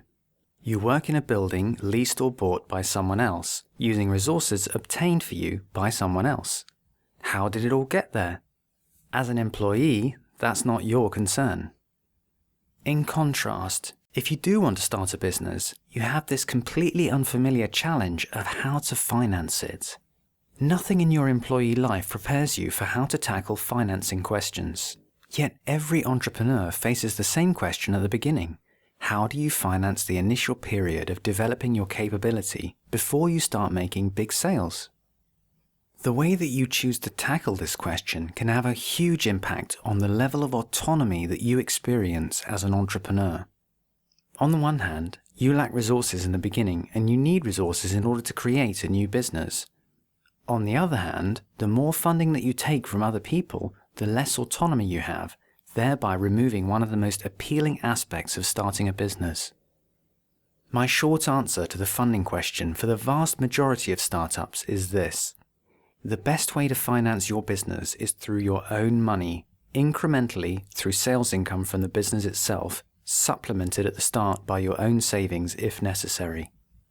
Funding yourself is better for your business focus, your autonomy as an entrepreneur, and your ultimate financial freedom. In this chapter, I will explain how to fund yourself and why I think it is the best way to go. We'll also review the other options open to you and look at how they compare. Bootstrapping. Bootstrapping is the ultimate solution for any entrepreneur who wants to preserve their freedom. The term bootstrapping comes from the idea of pulling yourself up by your own bootstraps. In other words, you are financing your own growth. If you do finance yourself, then you do not have to sell partial ownership of your business, you do not have to pay back loans, and you do not have to deal with all of the complications involved in getting finance from other people. If you can bootstrap yourself, you can maintain maximum control. There are two ways of bootstrapping. First, you can finance yourself through your own savings. If you have some money saved when you start your business, then you can draw on that money to finance the initial period before you start bringing in revenue. The more savings you have, the longer you will have before you go into debt. There's no better way to ensure that you are working on something that you really believe in than to ask yourself if you're willing to use your own savings and risk your own earning capacity in pursuing it. You are asking everyone, yourself included, to vote with their wallets about whether your project is really worth it. Is your idea important enough that you are willing to put your own money into it? If not, then it's probably not your life's work. Also, you can be pretty sure that nobody else is going to fund your venture if you don't even demonstrate that you are willing to do so yourself, as far as you're able. I funded my business with my own savings at first. I had some savings that I'd accumulated in my 20s, and so did my business partner.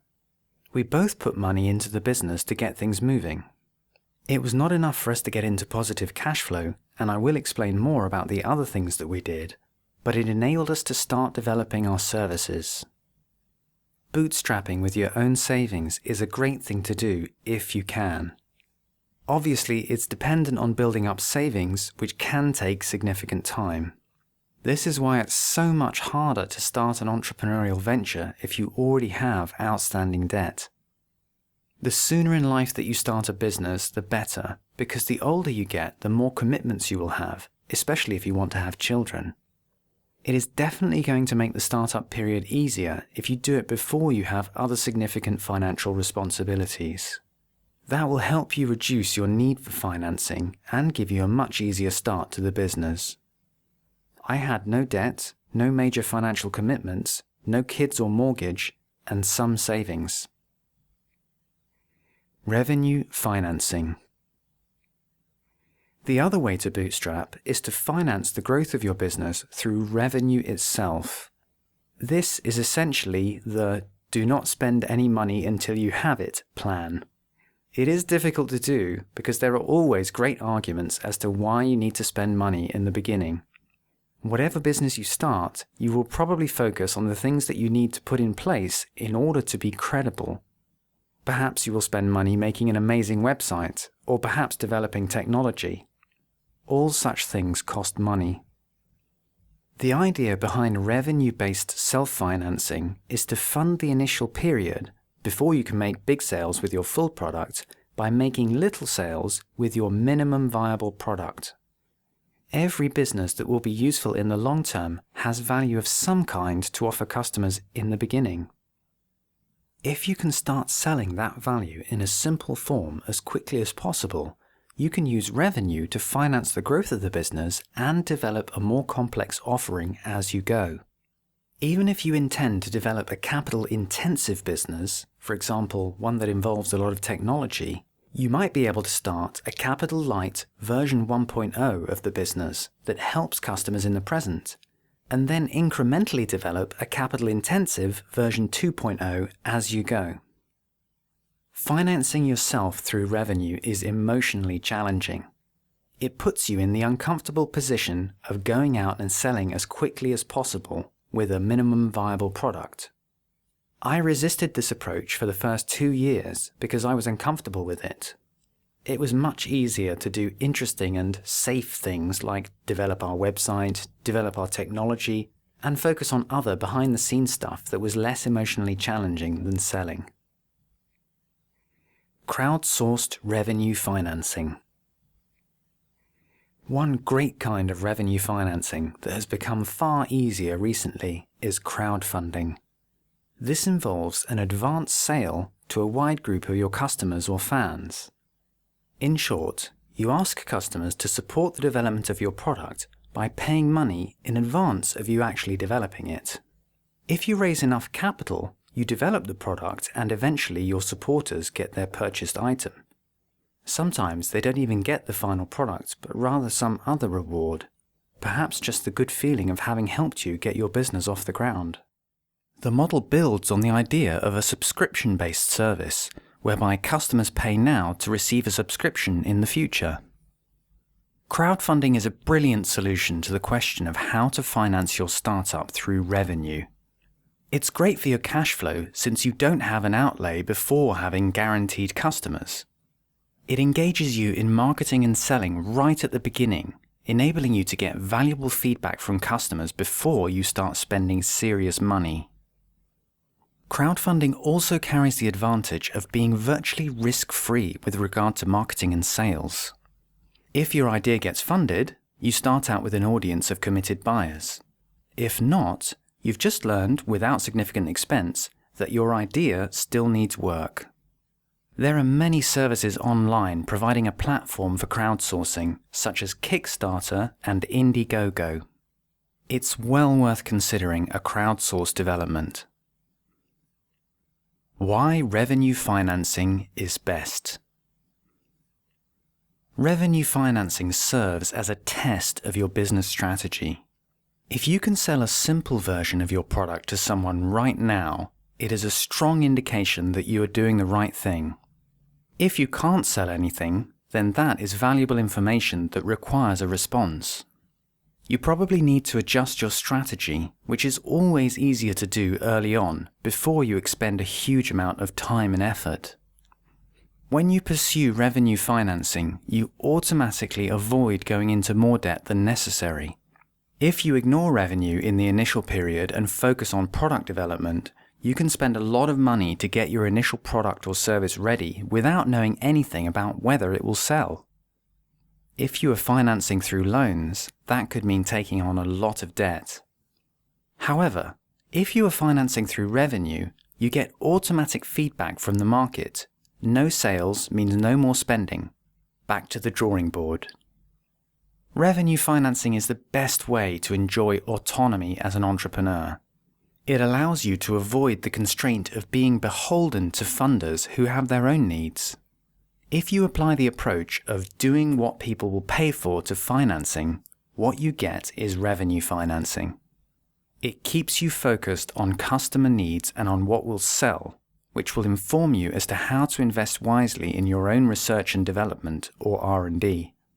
Even though it is difficult, bootstrapping by revenue financing is a brilliant option that I urge you to consider for your own business. Loans. There is a huge difference between taking out loans to fund personal consumption, e.g. buying a car or a house, and using loans to start a value-producing enterprise. Many people are so loaded up with consumption debt that they do not feel able to take the risk of starting a business. Consumption debt limits your opportunities. It is a particularly disempowering aspect of the employee mentality. However, if you use loans to develop an entrepreneurial venture, you are investing in potential future income generation. The easiest way to take out a loan for your business is to start by asking friends and family, which is what I did. After taking small personal loans from my bank and my father, I approached an entrepreneur friend about financing the startup. Initially, we discussed him taking a share ownership in the business, but we settled on him providing a loan. With interest, it amounted to over £150,000, the equivalent of over $246,000. It took 5 years to pay it back. There are other places that you may be able to get loans. You can try to get a bank loan, although it is difficult to borrow much money from banks for startups. There are alternative financing websites that link lenders to small businesses. However, your friends and family members are in a far better position to understand what it is that you're doing. You have already earned their trust. They also have a vested interest in wanting to help you. The fact that I took personal loans was a strong motivator for me to keep going until my business reached profitability, not only because I didn't want to have a large debt hanging over me, but also because I cared about the people who had lent me money. I wanted to make sure that I repaid the trust that they showed me. Selling equity. Selling equity in your company is giving part ownership of the business to somebody else in return for financing. An investor provides money to fund the startup and, in return, the entrepreneur gives the investor a share of the ownership of the business. This is the classic entrepreneur's dream that became so popular in the 1990s tech boom. Have a cool idea, get venture capital firms to finance it, and thereby avoid the personal risk associated with taking out loans. Many entrepreneurs in that period took the attitude that raising financing was a way to fund their own consumption of other people's money, rather than a way to offer funders a better use for their resources. This method of financing is very appealing to entrepreneurs because it reduces the amount of risk involved for them. It sounds great, but this is actually a very expensive way of financing your business. A venture capital firm is only going to want to invest in a business if they can make a significant return on their investment, because investing in startups is very risky. Consequently, they're going to want perhaps a 20-fold return on investment, because one successful investment has to cover all startups they fund that do not give them any return. Understandably, they want enough control and influence to ensure that the company works towards their interests. You can look at venture capital as a loan combined with an extremely expensive failure to pay back insurance policy. When those investors exit, they want to see a far higher return than with a normal loan because they are effectively insuring you against financial risk. You pay for reducing your own risk as an entrepreneur, and you will pay very highly for that. With venture capital, you also see startups turn into machines for obtaining financing. The entrepreneurs become completely preoccupied with doing presentations to venture capital firms or other potential financing sources, and this becomes the purpose driving their business. It is the opposite of the revenue financing approach. The pursuit of revenue financing focuses on the needs of your customers, whereas the pursuit of venture capital focuses on making presentations to get funding. I considered selling equity to the entrepreneur friend that I mentioned earlier. When I initially approached him, I wanted him to invest in the company. During negotiations, it became clear to me that selling equity would be significantly more expensive than a loan, as he wanted a majority stake in the business. I valued my freedom of action and my control over the business more than I valued the reduced risk. That's why I decided not to sell equity. Financing comes down to a trade-off between maximizing your freedom and minimizing your financial risk. If you want maximum freedom, then it makes sense to finance the startup through bootstrapping without selling off any of your business. If you want maximum safety, you can attempt to offload risk onto others and cede part ownership of the venture in return. But owning a business yourself is one of the reasons that you started it in the first place. So there comes a point at which one must ask, why bother being a founder if the business is not really yours? The unexamined business and financing. In Chapter 5, we looked at how tracking your business is more important than planning. This applies to financing too. It's very easy to focus on your intentions for getting money and pay too little attention to the real circumstances of your financial position. If you always stay fully conscious about the financial position of your business by tracking and analyzing your financing data, you will be able to make better decisions about funding. The most valuable thing that you can do to become conscious about the financial position of your business is this: start tracking forward cash flow from day one. You need to know how much money will be coming in and going out each week as far into the future as possible, taking into account all committed revenue and spending. You can use the forward cash flow tracking feature within your general accounting software to do this, or create your own tool in a spreadsheet. Whatever tool you use, you will need one that can show you your projected cash flow for the next 3 to 6 months, or as far forward as realistically possible, so that you know when you're going to pay each bill and when you expect to receive each payment. You may end up bankrupt if you're not able to anticipate the timing of your cash flow. During the first 2 years, we had many near emergencies in which we were surprised to find that we had less money than expected. This was usually because we had not anticipated predictable events, such as a client paying their invoice late. It's easy to look at annual numbers and think you're going to make enough, but your cash flow may get so out of sync with your expenses that you can't make payroll or pay the bills. You need to be able to anticipate shocks to your cash flow, such as a project taking longer than expected or a customer not paying on time. If you are conscious of the status of your cash flow, you are far better able to plan and respond to crises. For this reason, it's crucial to start using a forward cash flow planning tool as soon as you can. As a business owner, any cash flow problem affects you personally. I did not pay myself at all for the first year of my business and only intermittently for the second. After a friend and advisor helped set up our cash flow planning tool, I gained enough control to pay myself regularly.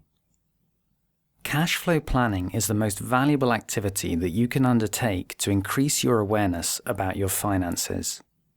As a side benefit, you gain all sorts of other useful information in the process, such as who the late payers are. You can rank your customers in terms of their payment reliability, which will let you know about any customers who cause you more problems than they are worth. Do you need financing? The final thing to consider about financing is the question of how much money you really need. Entrepreneurs often start with the assumption that they need a lot of financing. I had this assumption. I took out loans to finance the business before I knew how to spend the money wisely. Consequently, in the first year, I spent money on stuff that, in hindsight, was not worthwhile. For example, the entrepreneur friend who lent us the money believed that it was very important for us to have an office, so clients could see that we meant business and we were here to stay. So we got an office, and nobody was remotely interested in visiting us in that first year. Having an office was nice, but we could have significantly reduced our financing needs if we had not rented the premises so quickly. It's prudent to question how much you actually need financing and to look carefully at what you think you need to spend money on. The temptation is to spend money rather than go and earn it, because earning via selling is psychologically so much harder. In the early days, we spent a lot of money on things that we could have financed with revenue later. For example, we developed the software that eventually became part of our unique selling proposition. However, none of the revenue that we made in the first year required this software. Funding makes it very easy to avoid the most uncomfortable actions that you need to take as a business owner. The first year in business exposes your personal weaknesses and shows what you need to resolve in yourself in order to be effective. For me, this was selling. Without the luxury of funding, however, you know that if you don't do the uncomfortable tasks, then you will go under, so you do them. It may be that I had to run out of money in order to find the resolve to confront my most uncomfortable business tasks.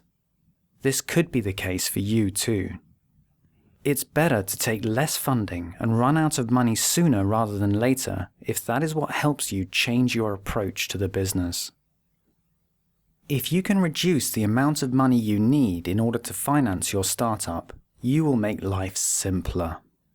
The more money you need, the bigger the stakes in terms of the amount of sales you will need to make, and the more stress you will feel. The less financing and debt you take on in the beginning, the easier it is to fulfill your obligations to your funders, providing them with a more productive use of their resources. The less money you take, the easier it will be for you to achieve positive cash flow and then profit. Here are the 3 most important things to remember about funding. 1. Self-financing through revenue is by far the best financing there is. It keeps your business focused and maintains your freedom and independence. Whenever you are considering any investment into your business, the most useful question to ask is whether you can finance it through revenue. It may not be possible to rely on revenue alone. It wasn't for me, but the benefits mean it's certainly worth trying. 2. Track your cash flow position as far into the future as possible. It is your early warning system when it comes to financing. 3. You probably do not need nearly as much financing as you think. You may even need to run out of money in order to achieve the psychological changes necessary for your growth as a business owner. Chapter 7. Make yourself redundant. Progress isn't made by early risers. It's made by lazy men trying to find easier ways to do something. Robert A. Heinlein. If your business depends on you, you don't own a business, you have a job. And it's the worst job in the world because you're working for a lunatic. Michael E. Gerber. At first, I did all the same activities in my own business that I had done in my previous job, but with less pay and more stress. I was involved in every stage of the operation, which made me a single point of failure. If I wasn't there, the business stopped. I had to learn to stop being my own employee within the business and start being an entrepreneur. Employee conditioning trains you to keep yourself busy, not to be efficient. The assumption is that your job security depends on your employer giving you more and more active responsibilities in the production process. Employees are given as much work as they can take, to the point at which they can barely handle it. The Peter Principle describes this in a funny way. Every employee will rise or be promoted to his or her level of incompetence. In contrast, your fundamental objective as an entrepreneur is to make yourself redundant. This is a completely different way of looking at your role within the business. You want to lose your job within the production process as quickly as possible. This is what will make your business efficient and scalable. A successful entrepreneur is a business owner, not a business doer. The benefits of making yourself redundant. True freedom as an entrepreneur comes when you extract yourself from day-to-day operations. Freedom comes from working on your business, not working in your business. You gain no freedom from starting a business if you just create a new job for yourself, working twice as hard with far more financial risk and stress. Freedom comes from getting out of the way of your business and removing its dependence on you. Once you can do that, you will be able to take advantage of the autonomy that entrepreneurship brings you, such as being location independent and enjoying your own working hours. Extracting yourself from day-to-day operations not only gives you freedom as an entrepreneur, it also allows your business to scale. Extracting yourself means creating a more efficient and scalable business through the creation of standards and procedures. Until you extract yourself, your business may grind to a halt anytime you take a holiday or become ill. Ultimately, the changes that you make in order to extract yourself will become both your competitive advantage and the foundation of your business's value. When you do something efficiently, it's much harder for others to compete with you. You may also want to sell your business one day. This is only possible if you can demonstrate to a buyer that you have created an operation which can survive without you.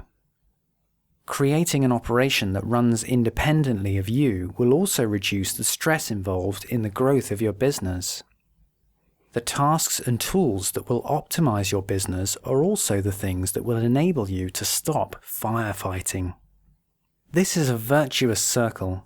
Efficiency gains give you more profit, reduce your stress, and give you a competitive advantage, all of which allow you to pursue more efficiency gains. Let's review what you can do to remove yourself from operational dependency and improve the efficiency of your business. Standardization. Standardization is the most basic requirement for creating an operation that is independent of the founder. The aim is to fully define your product or service, determine both the quality standards and delivery specifications. Put simply, this means deciding on one version of each product or service. You decide what you will and won't do so that you don't have to reinvent it every time you approach a new customer. Everything that you create is easily repeatable because it is so clearly defined. Standardization doesn't mean that your product never changes. The key is to have standards that everyone in the company knows, even if you keep developing and updating them. You can change product specifications as much as you like, as long as you actually have specifications in place. We did this through implementing an operations manual in the form of a wiki. This provided a great platform with which to update and develop our standards continually. Standardization also doesn't mean decreeing what you do from above. The more you achieve buy-in on the need for standards from everyone in your operation, the more intelligent your standards are going to be. Everyone who's collaborating in a venture can mutually reinforce the use of standards. By using a wiki, we enabled everyone in the business to contribute to the development of internal guidelines defining our services and quality standards. Proceduralization. Whereas implementing standards means creating one version of each product, implementing procedures means creating one method of how you do each particular task. This prevents you from reinventing the wheel every time you do a task. In the case of my business, it meant creating how-to documents for all the procedures involved in our work so that we could all agree on them. We defined these collaboratively on our wiki, with everyone contributing updates. Proceduralization is the key for quality control. The most basic procedure is simply a checklist of the minimum steps necessary to undertake a task properly.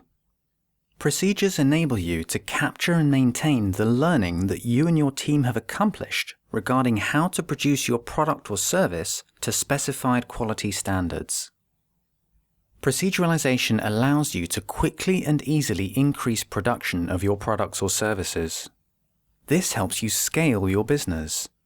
If you need to employ more people, they can very quickly get a clear idea of what it is that you do and how you do it, which enables them to become productive much faster. Optimization. Optimization means making each of your procedures faster and more efficient. This is done by removing human physical or mental effort from a procedure. If you have a manufacturing procedure that involves physical effort, you can mechanize it by using machines to do the work instead. If you have a procedure that involves mental effort, you can automate it by using computers to do the thinking for you. In my business, we used software instead of people for as many tasks as possible.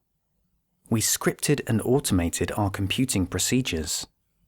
Many applications have associated scripting languages which allow the user to automate any series of steps that they regularly perform within the application. For example, we used a type of database called a Geographic Information System, or GIS, that had its own scripting language. Instead of someone having to do repetitive manual tasks on a GIS, we programmed the tasks to happen automatically through a script. Mapping various analyses was simply a case of pressing a button. You can script many different types of applications and create complex automated procedures, including variables for different outcomes depending on your specific needs each time. We scripted every application that we used intensively and also developed software of our own to automate tasks. This kind of automation is available to any business that uses computers. The fundamental idea is to remove repetitive drudgery from human work and give it to machines instead.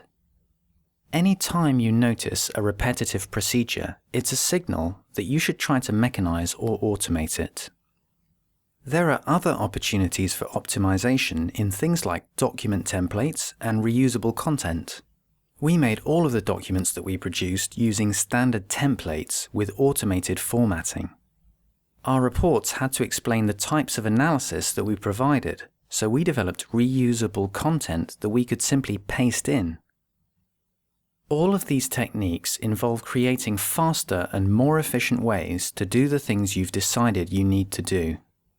This gives you the opportunity to produce more output with the same resources and therefore generate more profit. Knowledge capture. In designing your business, it's important to accept the fact that any employee or subcontractor may leave at any point. They might encounter more rewarding, exciting, or relevant opportunities at any point, no matter what you do as an employer. Hopefully, at some point your employees will try to start businesses for themselves. It's necessary to structure your business taking this into account. This means capturing the knowledge generated by people working for you so that this knowledge is usable by others later. This idea is known as knowledge capture. The key to knowledge capture is avoiding a culture of gurus in your business. Just as you don't want your daily operations to be dependent on you as business owner, you also don't want your operations to be dependent on any single person. If a guru leaves and takes all their knowledge with them, then you have a real problem. You have to try and work out what on earth that person was doing and rebuild the capability without them. You can avoid the guru syndrome by getting people to record their knowledge systematically in a form that others can use. This is an integral element of both standardization and proceduralization. If it's part of your company culture that all knowledge is clearly recorded and shared, then the standards and procedures are in place for new employees. For example, it's important that IT systems administrators record and share exactly how they are managing your IT systems. That way, if a sysadmin leaves, a new one can see what's been done and get a handle on everything quickly. To facilitate such transitions, we devoted many pages of our internal wiki to describing our IT systems in depth. Even if you have highly skilled employees who are doing things that you don't completely understand, you can still capture the knowledge so that if they leave, you can continue scaling. In this way, you can replace people who leave without losing a whole chunk of business knowledge along with them. Doing the right things. One of the traps of optimization is doing senseless tasks more efficiently.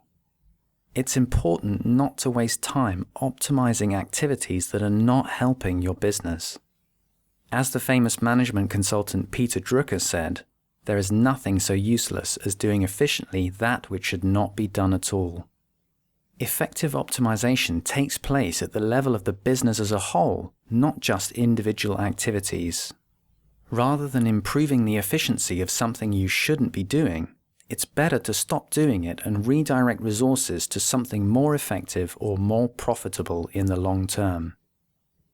A vital part of entrepreneurship is the process of creative destruction, identifying products and services that don't have a future. The question is, should you really be doing what you're doing? If necessary, you may have to adjust your activities in order to better fulfill your vision for the business in a way that customers will pay for. This involves taking a step back to ensure that you should be doing any particular activity before investing the time and effort to make it more efficient. Big corporations find it particularly hard to change their operations because they have built up significant momentum and scale.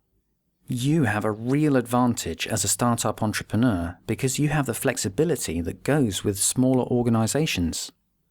Take advantage of this flexibility and get rid of any unnecessary activities as early as possible.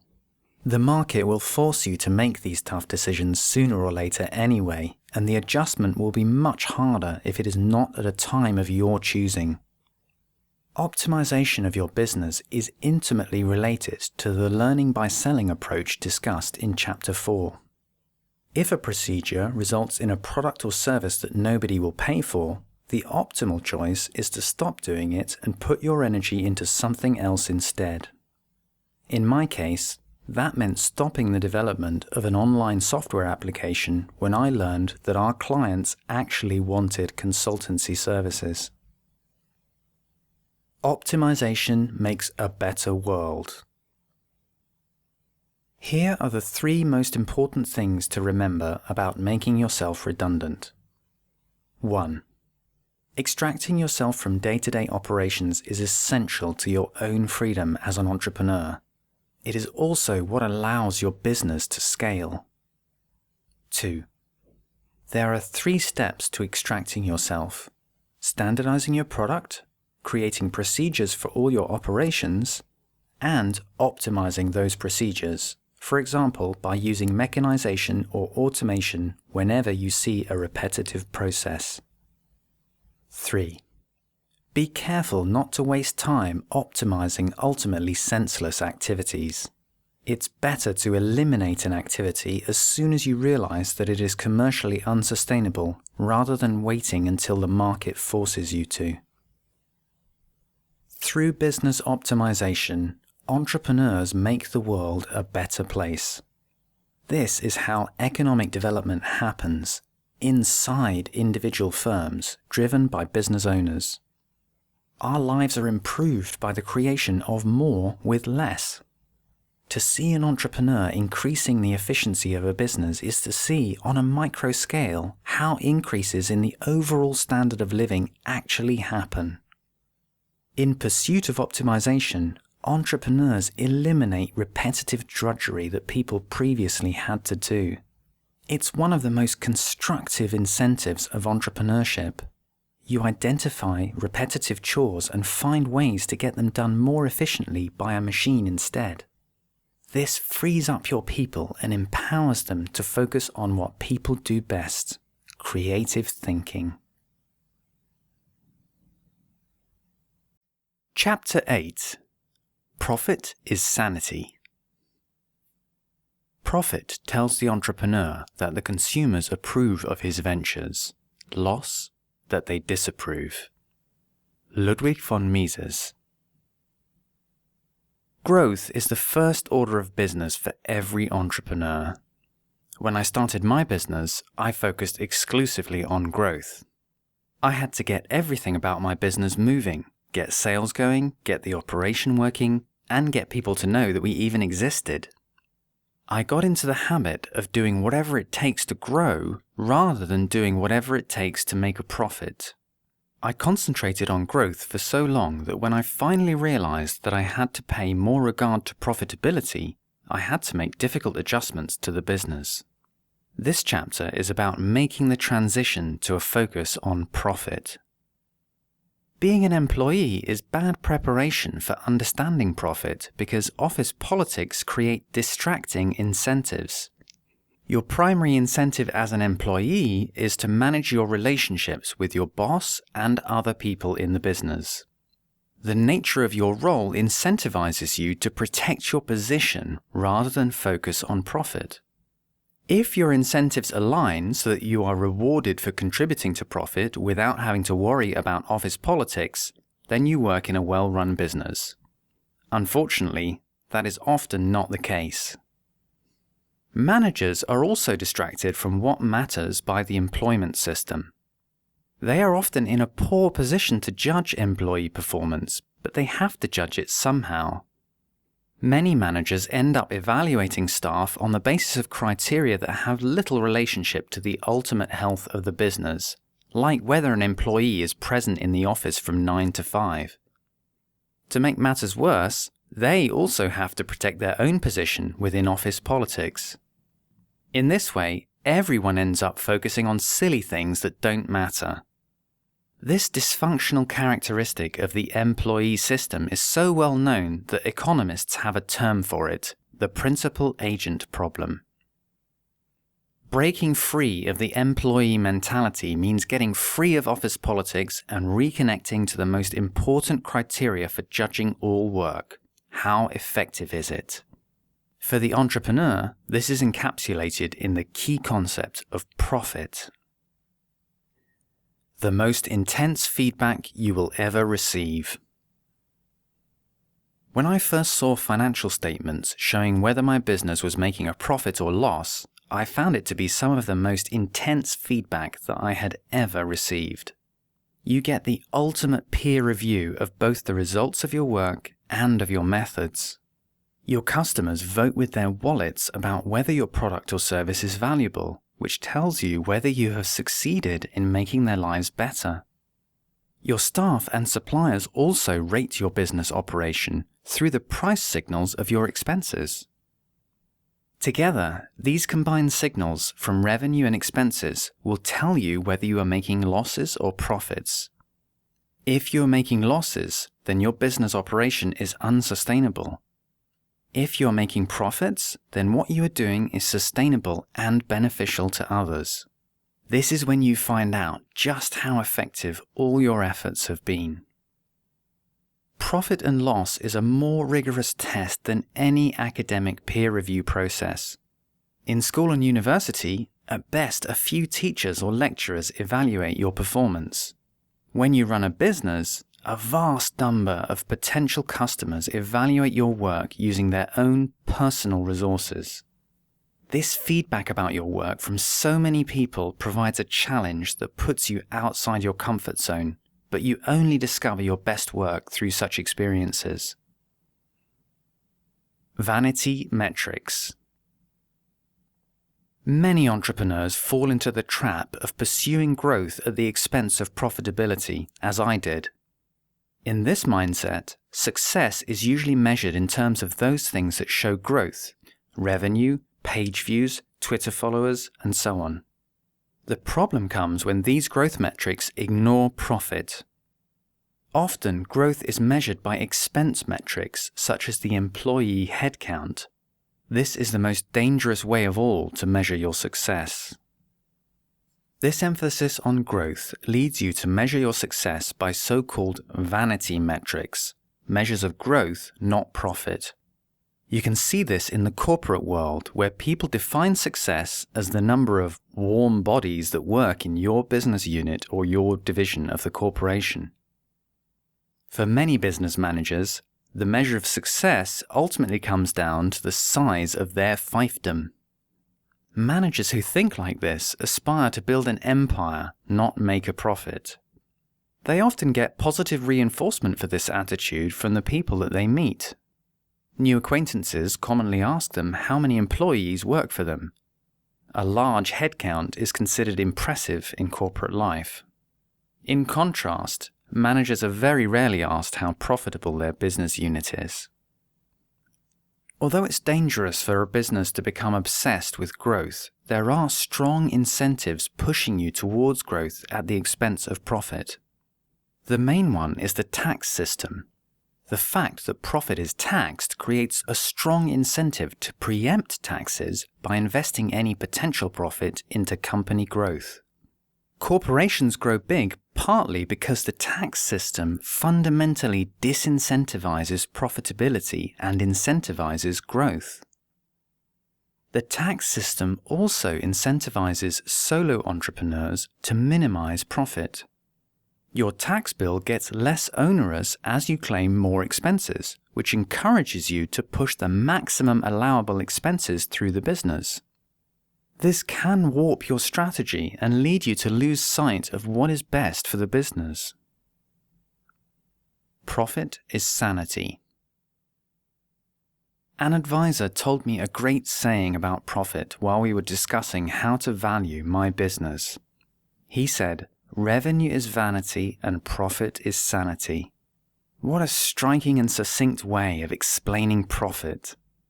Many people value their businesses in terms of how big they are or how many people they employ, but the rational value of a business is its profitability. The pursuit of profit is the best guiding light for the health of your business. If you don't have the profit motive, I guarantee that your expenses will rise to match or outpace your sales. That's a law of nature. Adopting the profit motive will enable you to keep expenses in check and make money. Otherwise, you will be so involved in the excitement of growth that your expenses will always match any money you make. The profit motive will stop you from falling into the same trap that I did. In the first couple of years, I struggled to get my business going. We did projects at cost just to get something under our belts so that we could demonstrate our capabilities to our customers. It was the right approach for a while. Gradually, we started to get more and more projects, each one bigger than the last. Then we got a huge project, so we hired more people and moved to a bigger office. We spent all our money keeping up with the growth opportunity. Everything seemed to be going well. Before we knew it, we were so involved in delivering the increased workload that we weren't making enough sales, weren't making a profit, and had no cash reserves. Once our biggest project ended, our revenue fell off a cliff. We had to make some difficult and painful decisions, including laying off staff. After that shock, I made a deliberate attitude shift from focusing on growth to focusing on profit. With all the decisions I faced about the business, what to spend money on, how to develop our services, etc., I used profitability as a guide. The first step was making that mental change. Tracking expenses. The second step towards profitability was rather obvious, but nonetheless difficult. We had to cut our expenses to significantly less than our revenue so that we had a bigger profit margin. It's so simple that it's almost silly to mention, but this is where the rubber meets the road if one is to make a profit. The question is, how do you do it? The answer comes back to the tracking and analysis of business intelligence discussed in Chapter 5. We had to analyze our business expenses regularly and in detail in order to control them. I hired an advisor who helped us get into the habit of critically reviewing all our expenses on a regular basis. For each line item, we asked ourselves, why are we spending money on this? What is it for? Do we really need it? In the excitement of entrepreneurship and growth, you can find yourself spending money on things that you simply don't need. If you have more than one founder, you also have a responsibility to be conscious of what each of you is spending. It was useful to get an outside perspective and to effectively audit every single expense involved in the business. It helped us assess whether we really needed each item. I became far more conscious about what we were spending money on as a consequence. Tracking time as an expense. Human time is usually the most significant business expense. If your business charges by time, then a detailed tracking of time spent is essential for billing purposes. However, even if you have a product-based business, your time is still your ultimate scarce resource. Therefore, tracking it is essential if you want to analyze your profitability. You need to track time as an expenditure in order to get transparency on how you are spending it. Everyone hates filling in timesheets, but you can now automate the collection of this kind of data to a large extent. If you use an app that tracks what you're doing on your computer in the background, you can then specify which documents or applications apply to which projects and get an automated time utilization analysis. You can also facilitate time tracking within a task planning app, so tracking is not simply additional administrative overhead for the user. I had a task database developed for my company which we used to plan and track individual projects in real time, so we always knew at the end of each week how much time we'd spent on any particular project. This data not only underpinned the profitability analysis that we did at the project level, it also informed staff evaluations and my own time planning. Operational profitability. It is extremely useful to have a database of metrics relating to the profitability of your different business activities. Whether your business has different products, services, projects, or any combination of the three, you need to know how much profit margin each activity is contributing to the business. The technical term for this is the contribution margin. The profit margin of each business activity shows you which activities are worth doing more and which are not worth doing at all. This helps you guide the business into those more profitable areas and decide what to do about unprofitable activities. What you track will depend on your type of business. For example, in our business, we assess the profitability of each consulting project. We subtracted all project-related expenses from the project fee in order to calculate the profit margin that each project contributed to the business. Then we compared projects of different kinds, splitting the data by every characteristic that we thought might be important, e.g. type, size, sector, client, etc. We tracked all the time spent on every stage of every project. That enabled us to identify which kinds of projects made money and which lost them, and even which stages of projects made or lost money. The results of our profitability analysis were not what we expected and led us to change our approach in many ways. It prompted us to ask ourselves why we were doing some types of work that made us no money when we could be doing more of other types of work that brought in all the profit. Much of what I imagined would be profitable was proved wrong by the data. For example, I learned just how dangerous big projects could be.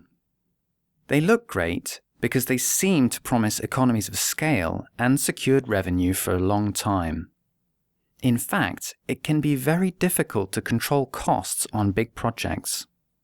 Their size makes it harder to estimate costs accurately up front. The project scope and client expectations are also harder to manage. The bigger the project, the more careful I had to be about estimating fees and controlling costs. Beyond vanity. Here are the 3 most important points to remember about profit. 1. Every entrepreneur has to make the transition from the initial pursuit of growth to the conscious pursuit of profit. 2. If you don't adopt the profit motive, your expenses will rise to match or outpace your sales and you won't make any money. 3.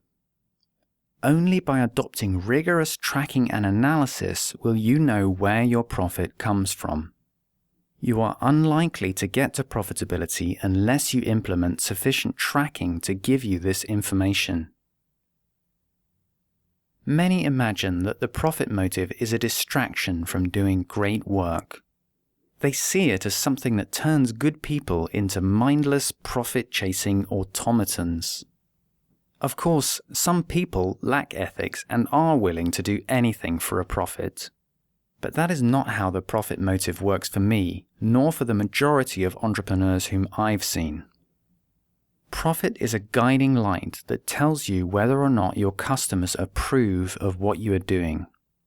Such intense feedback can be humbling. Revenue is vanity and profit is sanity. Doing your best work means getting beyond your vanity to create something authentically useful. I have found that using profitability to direct my efforts is the best way to move my work closer to the best work that it can be.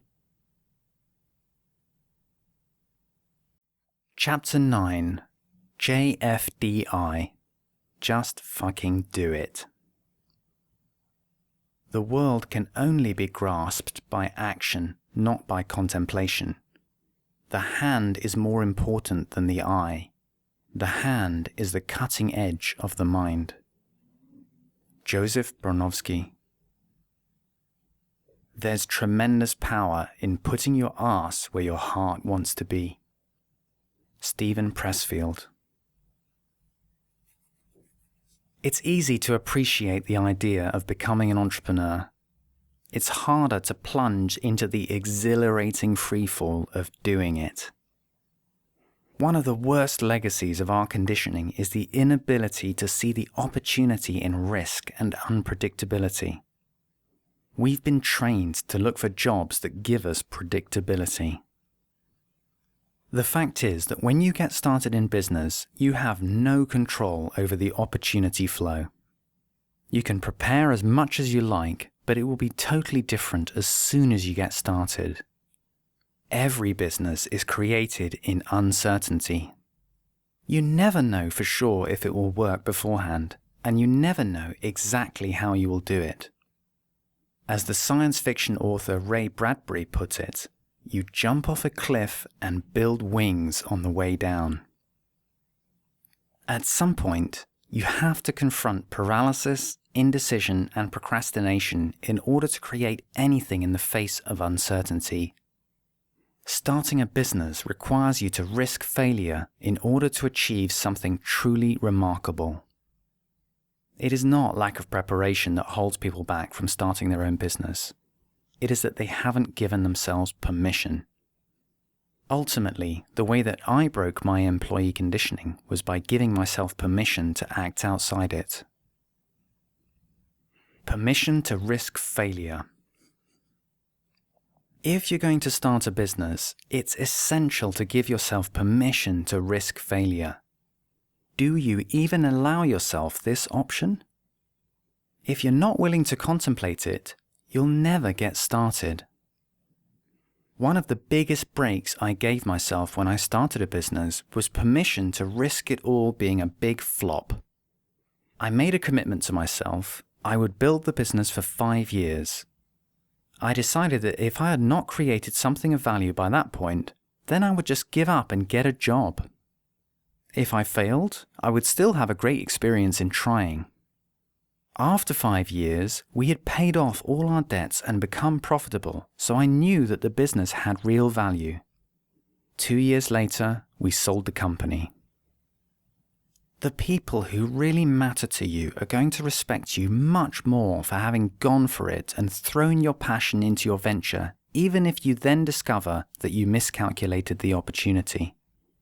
They will respect you much more if you try and fail than if you never follow your dream. You will respect yourself much more if you go for it than if you never risk it. Let's travel ahead in time a couple of years from now. Imagine that this is what happened. You started the business of your dreams. You took the plunge and failed spectacularly. You burned up your savings. You called in your favors. You threw your heart and soul into it, and you were greeted by indifference, the sound of crickets. Nobody wanted what you had to sell. After a couple of years, embarrassed, you gave up. You ceased trading. Even if such a worst-case scenario happened, would it really be bad for you? Even if your business were to fail, you would have the fulfillment and satisfaction of someone who dared greatly. Unrealized dreams will not haunt you.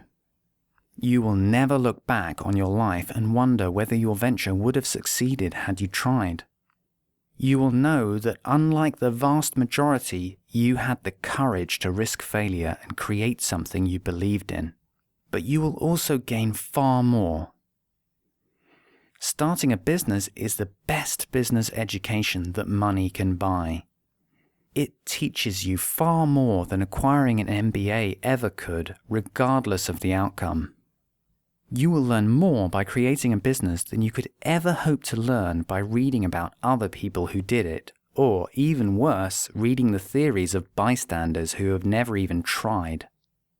You'd probably have to spend far more money paying off student debts from doing an MBA than you would ever burn in starting a business that failed. As long as you allow yourself to learn from the experience, a failed business will stand you in fantastic stead for the next venture. You can choose not to make the same mistakes again. Even if it fails, you can always get a job afterwards if you need to, or you can start another business. Your life will be richer from the experience because, unlike most, at least you dared to try. Permission to be imperfect. Another thing that really holds people back in starting a business is perfectionism. Many people say to themselves, I will start trading, but I just need to get this and that right first. I'm going to get my logo done and my website redesigned. I don't want to make a bad impression, so I'm not ready to launch yet. That state of mind can go on for years. It's never going to be just right. There are always going to be things that you think you can improve about your business. It's always going to be imperfect, and that is okay because the most important thing is to get launched and start trading. As Reid Hoffman has put it, if version 1.0 isn't embarrassing to you, then you're launching too late. Resist the temptation to wait until you are so well prepared that you will be completely unassailable to criticism. That day will never come. It does not serve you to believe that you can make something so damn good that nobody is going to be able to criticize it.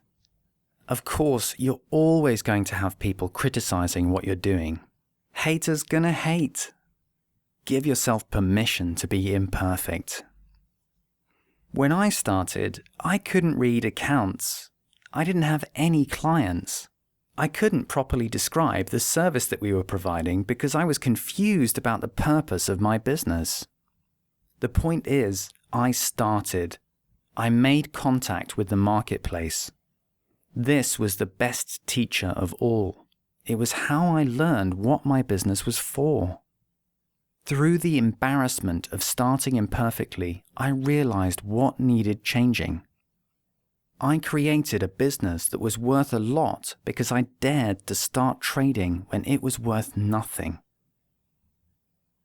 Permission to make waves. Entrepreneurs are often seen as a pain in the ass because they want to bring something new into the world, which also means that they don't accept the world as it is. They want to change the way other people think and live, which also means that they think they know better. They don't stick with received wisdom, which means that they are fundamentally disruptive. All this can be very annoying to other people. Giving yourself permission to make waves is vital. Starting a business will inevitably involve annoying people. Every time you try to change the world in any significant way, you will displease somebody. If you believe that risking the annoyance of other people is out of the question, then you will seriously hinder your progress. I am not suggesting that you should give yourself license to do anything unprincipled. Giving yourself permission to make waves does not mean giving yourself permission to betray your values. However, even when you stick to your ethics, by starting a business, you will still annoy the competition because they won't want you to enter their marketplace. You may upset a whole bunch of other people too. Every transition that I have made in business has annoyed some people. After I finished my PhD, I had the opportunity to continue working within the consulting unit at my university. I tried it for a while, but I realized I wanted to start my own company. I decided to leave university, take what I had learned, and apply it in the real world. Some professors in the university were very annoyed by my decision. Understandably, they wanted me to stay at the university and they didn't want me to compete with them in the marketplace. I didn't take any of their clients when I left, and I did nothing ethically wrong by competing in the market. Nonetheless, my leaving disrupted the plans they had for me and for their business. This made them angry. If I hadn't been willing to accept that the consequences of my actions might upset them, then I wouldn't have been able to start my own business. Perhaps you will be better at minimizing the number of people whom you upset when you start a business. Many people are better at diplomacy and have better people skills than I had. I might have avoided annoying people if I'd handled things differently. However, even if you handle it far better than I did, I still truly believe that you're going to have to give yourself permission to do things that make some people angry, because if you don't, it will hold you back. Give yourself permission to upset people if the choice is between that and not launching. Don't be prevented from doing what you truly believe in just because some people will be pissed off. Permission to succeed. The biggest barrier for many people is the one they can't admit to themselves. They haven't given themselves permission to succeed. It was a big deal for me to admit to myself that I wanted to succeed. I wanted financial independence. I found it scary to admit that I wanted to make my fortune and be able to do whatever I wanted in life. If you want to become an entrepreneur, I recommend that you abandon the idea of testing the waters or seeing how it goes. That will not serve you. Instead, I encourage you to desire it with every fiber in your being, to be completely committed to doing your absolute best to make your venture a wild success. This is a vulnerable thing to admit to yourself, that you dearly want to succeed. It often puts you up against a lot of the conditioning that you have undergone in school and with your family. We are conditioned to fit in, to be acceptable, and to be part of the crowd. Success interferes with this conditioning. When you allow yourself to succeed, you no longer conform. I believe that the most important permission that you can give yourself is permission to succeed. JFDI in life. The best way to summarize my final suggestion is with the acronym JFDI. In other words, just fucking do it. This is what the experience of entrepreneurship teaches us about life. Living is expressed in action, not contemplation. A thought that does not lead to action somewhere down the line is useless except for the gratification it brings in the moment. It doesn't get you anywhere. Yes, we all need to stop and smell the roses sometimes, but that is consumption, not creativity. The only way to be creative is to act. If you really take this knowledge on board, it frees you enormously. If you want to make anything, action is always better than inaction, no matter how imperfect you think the result is. Our conditioning has left us with the fear that starting a business is as risky as jumping off a cliff, but the biggest cliff is the one in your mind. Jump off the cliff and build your wings on the way down. It's scary at first, but once you're airborne, it's a wonderful adventure.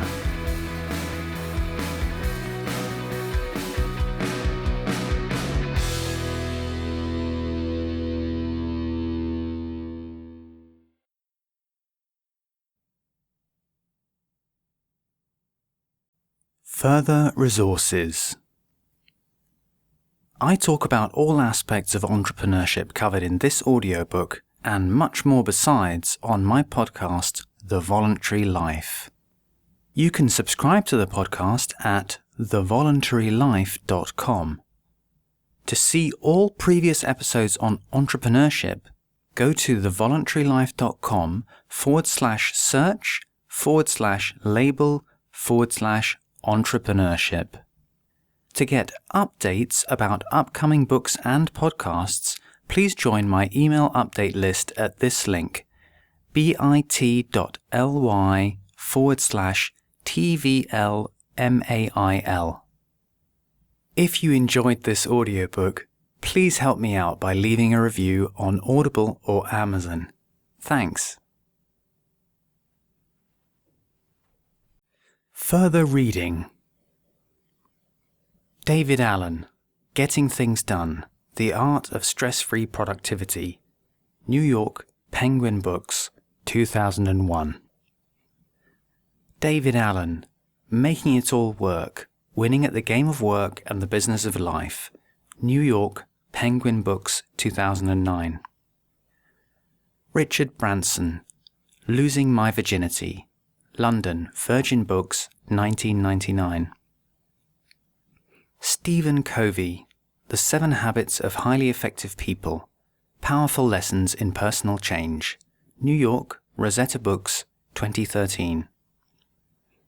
Roger Fisher and William Ury, Getting to Yes, Negotiating Agreement Without Giving In, 2nd edition, New York, Penguin Books, 1991.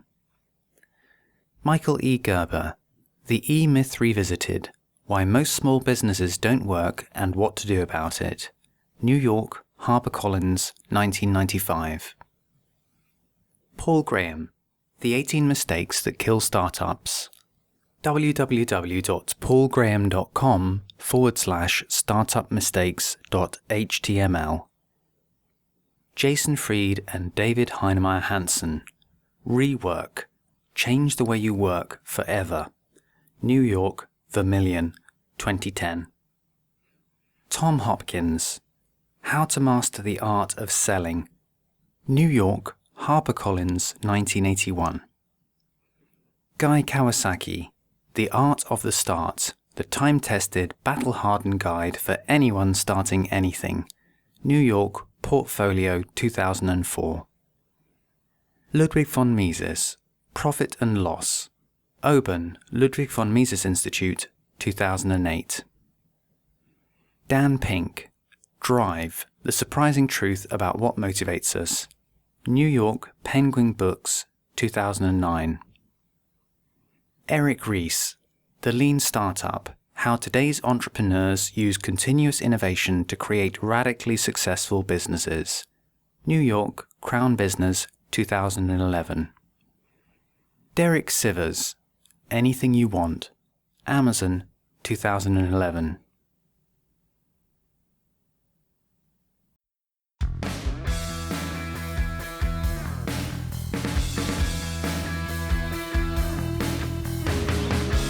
You have been listening to Becoming an Entrepreneur: How to Find Freedom and Fulfillment as a Business Owner by Jake Desyllas. Narrated by Jake Desyllas. The end.